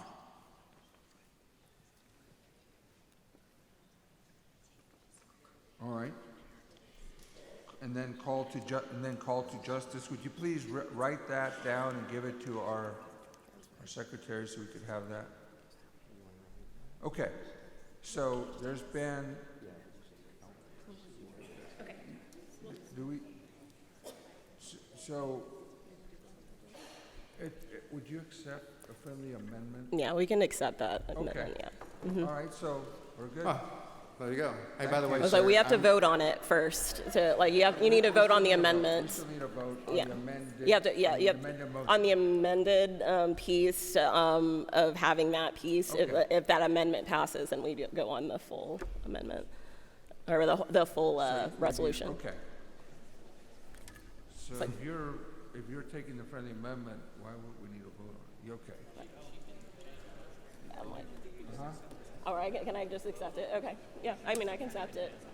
Yeah, If you amend it, yeah, I can accept it. all right. Yeah. Okay, got you. Yeah, So, I'm happy okay, to. So now, Mhm. state the resolution as amended. Ooh, okay. Presented. Okay. So, it's like, one second. So that was on, yeah, we need this. Microphone 3. Yeah, there we go. So where was it? Right here, yes. Right here. Okay, okay. Are we talking about actions within the annual conference? They're not delegates, they're members. No, like we're delegates to general conference. We're members of the annual conference. Yeah. This was in reference to the delegates of the general jurisdictional conferences. Okay, Thank you.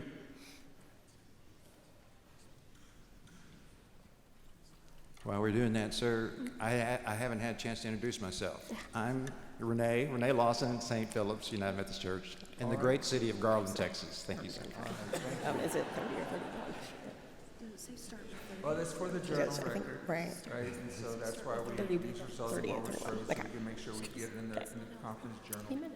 One day, 100 years from now, people are going to read this stuff and say, wow, those people were wise people. Right here in person in live view. Stating what the amendment is for you. That is on line 31-ish, 30 and a half.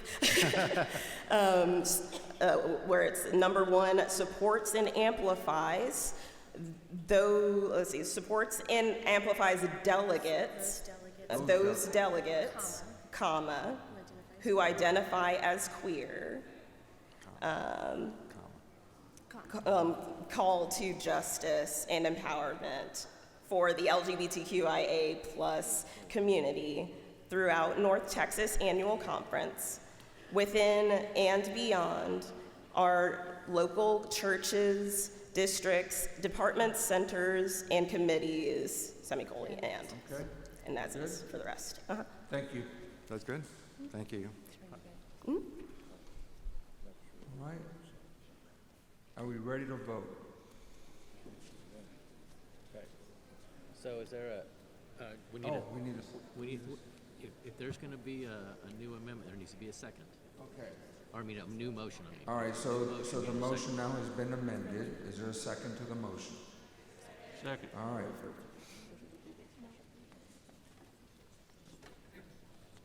Is there any discussion?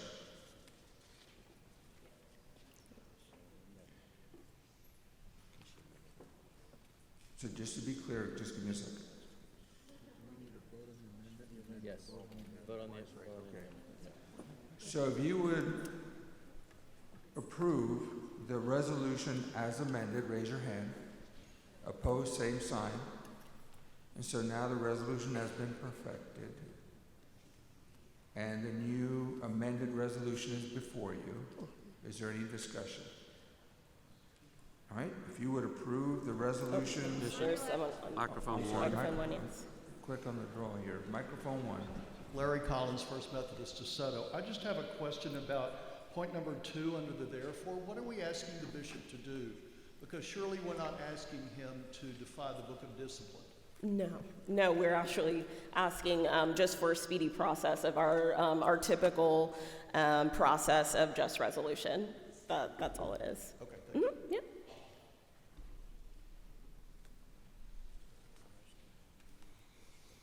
All right, are we ready to vote? If you would approve resolution number 6 as amended, raise your hand. Opposed, same sign. Bert? What's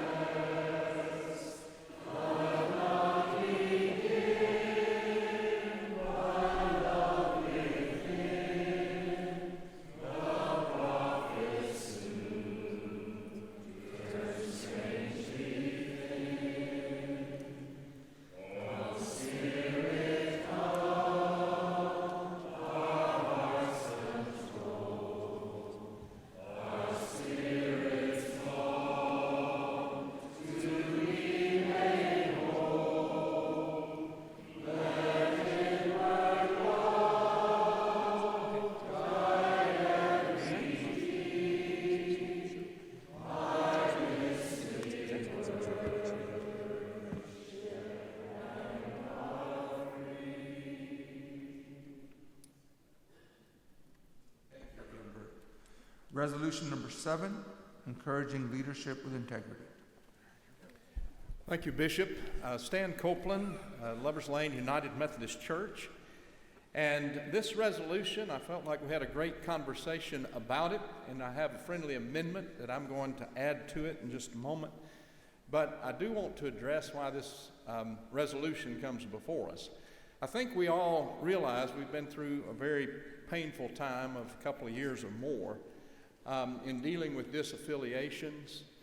And we all perhaps have our own painful stories and recollections, both that happened maybe up close or in conferences and with peers and other places. And I think what we found ourselves in the midst of was kind of a difficult way to navigate things, and a little clumsy at best. Even today in our presentation from the trustees, it was acknowledged, and I think we all stood up and applauded, that they have been in a very difficult situation in our conference in navigating some of the disaffiliation issues.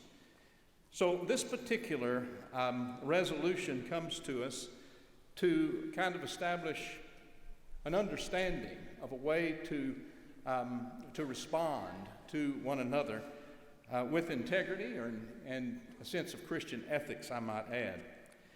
The addition that I'd like to speak to that was brought about through a really great discussion in our room was to add in the first paragraph that says, whereas the vibrant future of the United Methodist Church requires deep commitment and loyal leadership at every level, this would be the addition, for clergy based on our vows, and for all United Methodists supporting the church with our prayers, presence, gift, service, and witness, is the foundational commitment. And whereas, and it continues. So, on behalf of the delegation, I received this as a friendly amendment.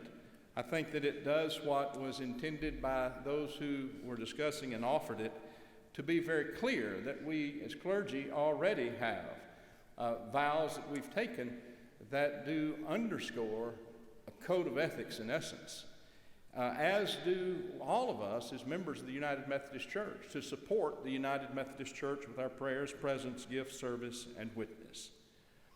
So I present this resolution to you, as was amended in our room, and I think it will be very helpful going forward. We would never go through a season as we've been through before, but if we do, may we go through that season with a little better understanding of how to behave. Microphone 2. Excuse me a second. Stan, do you have a copy of that language that we can put up on the screen so that people could see it? Yeah. It's in the app. It's on? Okay. And the All right, it's secretaries already updated. have it. Thank you. Just want to make sure everybody had it. All right. Bishop, it's in the app. I'm from the 20th century. As I'm if I still knew trying to that. figure out how- It's in the app, and a hard copy has Microphone also two. been delivered to the secretary Thank you. table. So, Bishop, I'd like to offer the convener's report on this resolution again from our room. This was the actual first piece that we started with, and we ended up having a really lively and spirited discussion about what the word integrity means, and there ended up being a really interesting question as to why this resolution would need to exist if clergy already have it in their ordination vows. And then we remembered that laity also pledged to be loyal to the United Methodist Church as their fourth vow that they take when they are members, when you are confirmed and when you join as a member, before you commit to the local congregation to which you are committing to. So we clarified that both clergy and United Methodist membership vows are in the spirit of this resolution, but also our group, and we had a great opportunity to talk about the purpose of a resolution. And I just want to take a moment.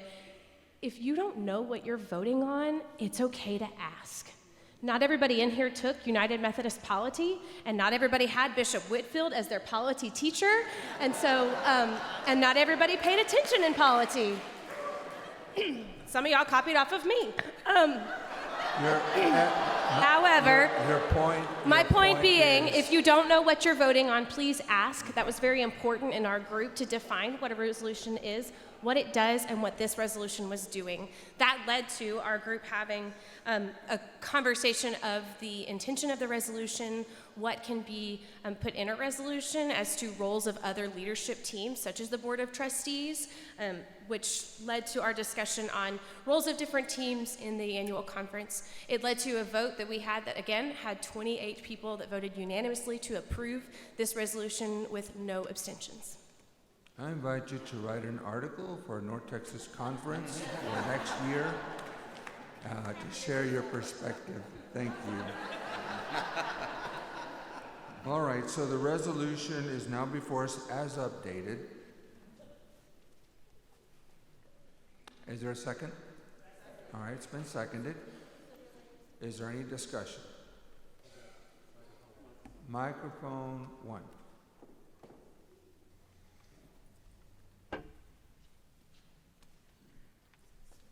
Sylvia Wayne, soon to be pastor, associate pastor of Lake Highlands United Methodist Church.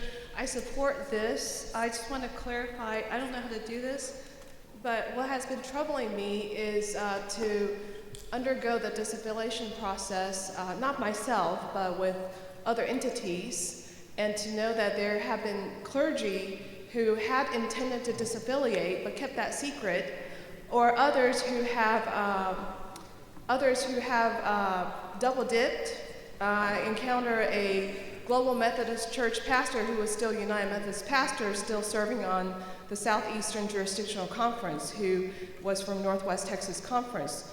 And also, I know, or I have heard of discussions on private Facebook groups pertaining to clergy and other situations. So I want to just put that out there. I don't know how to encompass that within this resolution. But leadership includes more than just serving physically in a committee. It includes using one's influence on social media.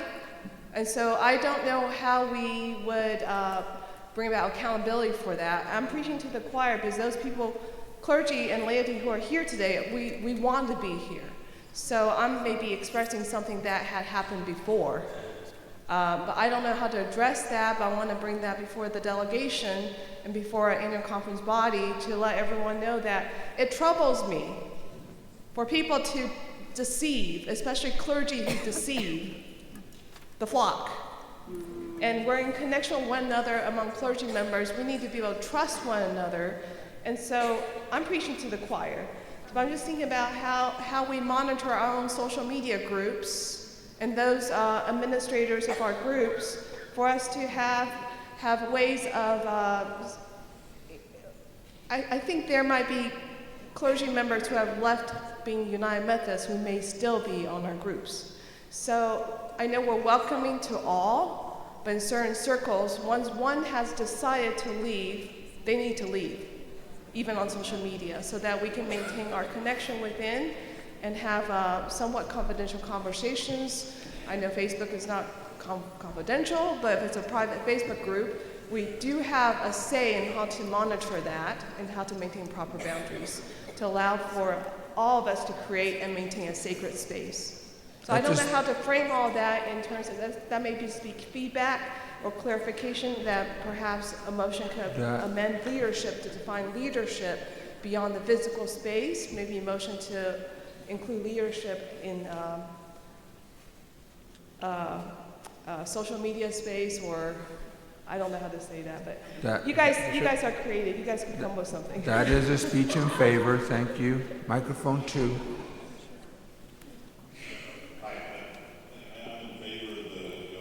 Please identify yourself and what you're doing. Dave Pikarski from Community Cokeville, lay member.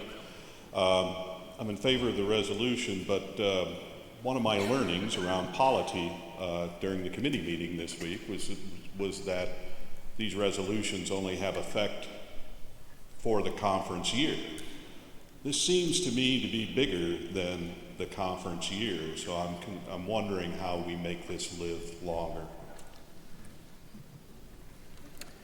Well, I would just say to that, this resolution, it actually, in the very final statement, it does present to the Board of Trustees of the conference to develop codes of basically behavior and how we go forward.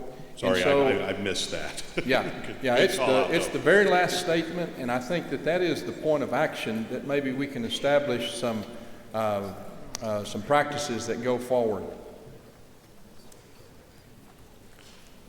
Microphone, I'm sorry, Chris, I can't, is that one? One, yes, sir. Microphone 1. And then Chris microphone Yost. 2. Chris Yost, clergy, serving at Wesley United Methodist Church in Greenville, Texas, and also chair of the trustees.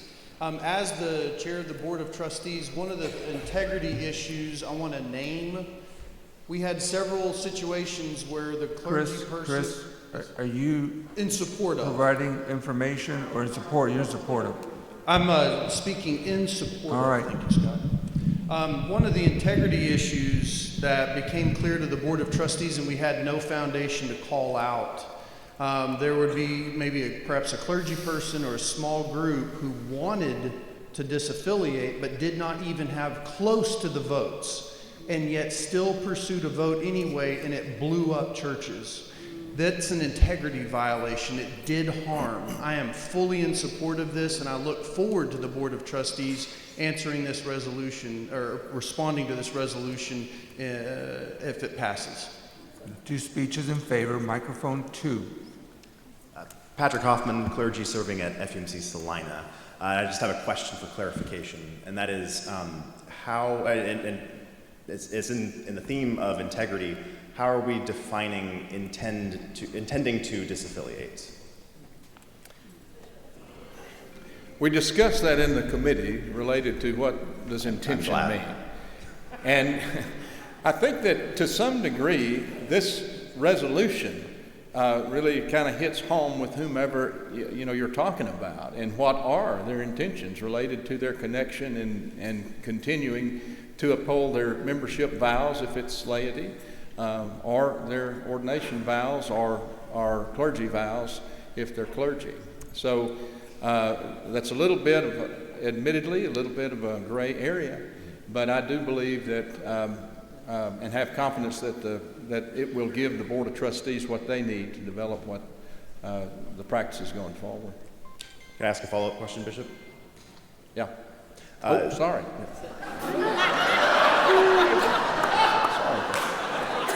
Go ahead. It's awkward. So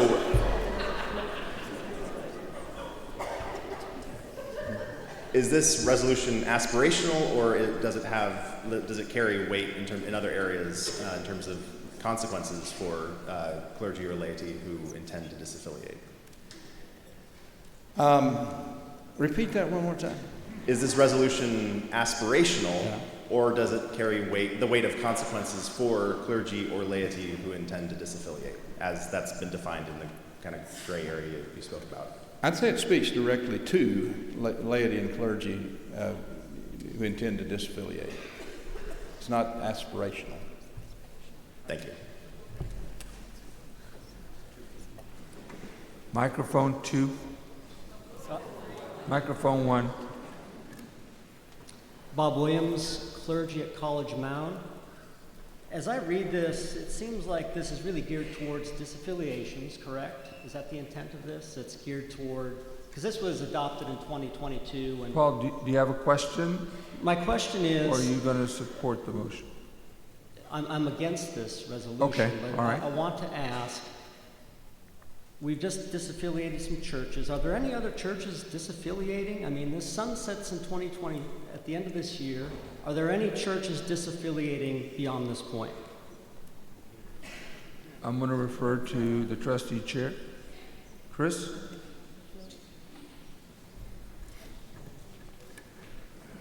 Thank you, Bishop. So we do have a few churches that are, well, it's indeterminate because those churches have not completed their discernment process.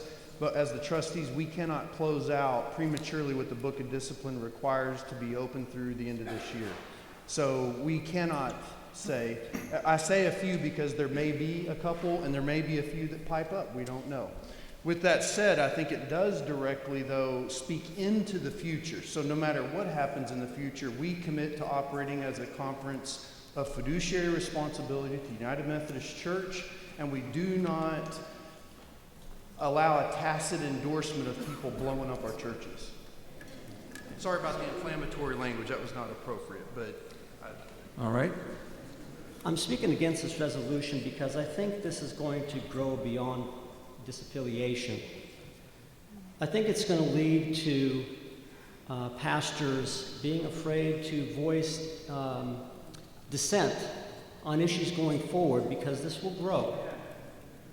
This will expand. It's because as I read this, I could see, I understand the point. You don't want pastors blowing up churches.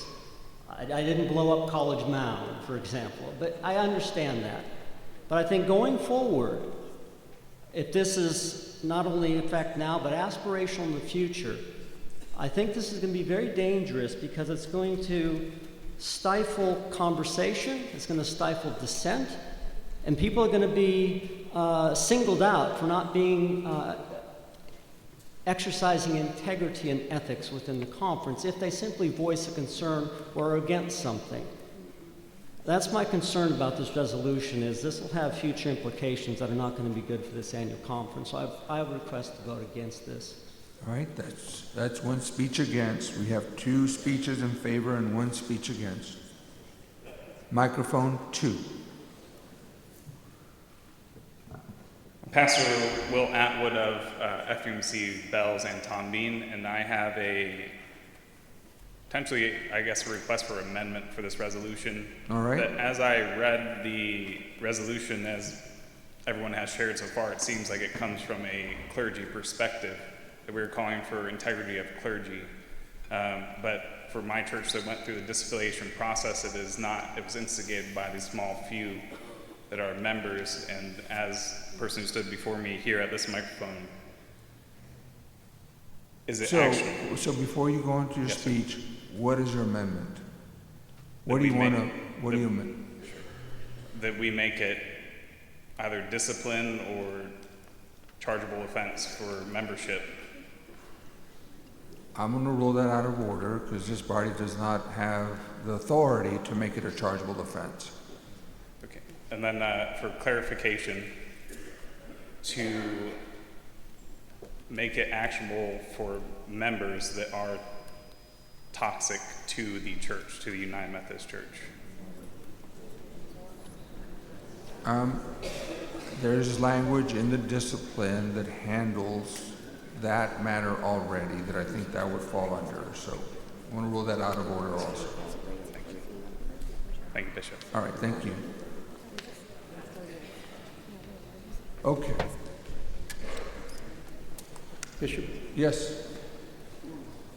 Can I respond to him at the end of this? Yes. Okay. Why don't you respond to him now? Okay. I'll just take note, we did discuss this as being not just related to clergy, and that's why we made the amendment in the beginning related to membership vows, but also in the next to the last paragraph.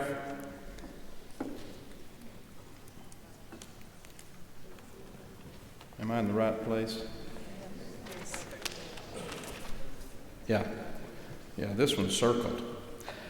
Be it further resolved that the North Texas Annual Conference ask for all lay and clergy members who intend to disaffiliate from the United Methodist Church to recuse themselves from leadership roles.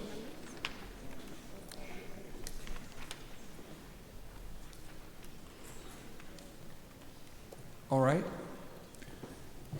The resolution is before you as amended, as brought forth by the maker of the motion, so it is properly before us. We've had 2 speeches in favor and 1 speech against. Are we ready to vote? If you would support Resolution 7 for encouraging leadership with integrity, raise your hand. Opposed, same sign. And the resolution is adopted. Bert?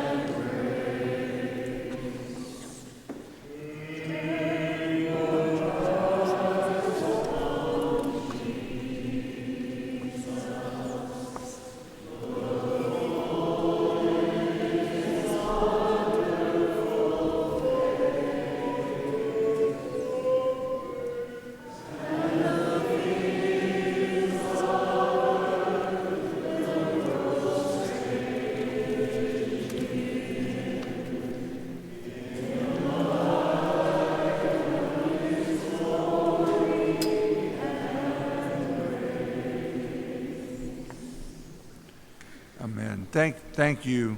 Just want to mention, the question was asked, is a resolution binding? And all resolutions are aspirational. In this particular one we passed, it says the North Texas Conference asks, not demands, or it just asks. Like, have integrity before you sign up, understand what you're doing, and if you're gonna serve as a United Methodist, somebody's committed to the interest of the United Methodist Church. So as we move forward, that's what it is. So we have a couple of announcements. Then we're going to be in recess for lunch.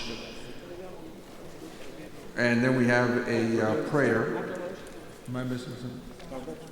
We're going to call the orders of the day. Huh?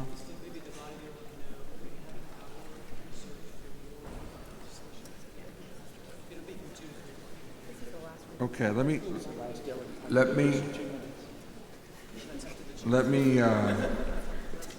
see where we are here. So we're going to have lunch, gather music, and then at 1:30 we come back in here, have video,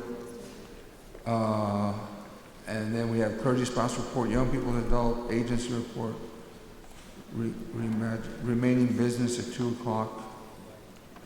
Yeah, so we're going to call the orders of the day for lunch today. And then we'll come back after lunch and pick up with resolution number 8. All right?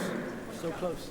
So, let me see. I'm asking Kenny. We have 2 announcements. One for all licensed local pastors. Even if you did not register for the lunch, you are welcome to bring your lunch and join in discussion and fellowship in room 255D, as in David. Also, an update and good news, though we'll keep in prayer. Rose Danny's and Luis Ortiz's baby is now in stable condition. Yeah. All right. That is great news. Thank you for your good work. We are in recess for lunch. We'll reconvene here at 1:30 sharp, okay? Prayer. Wait, hold on. We're gonna pray. Microphone check. Microphone check. Microphone check. Mic check. Mic check. Mic check. Mic check. Okay, here you go. We're going to have prayer, right, to bless the food. I'm sorry, oversight. Microphone 3. Silence, please. Microphone 3.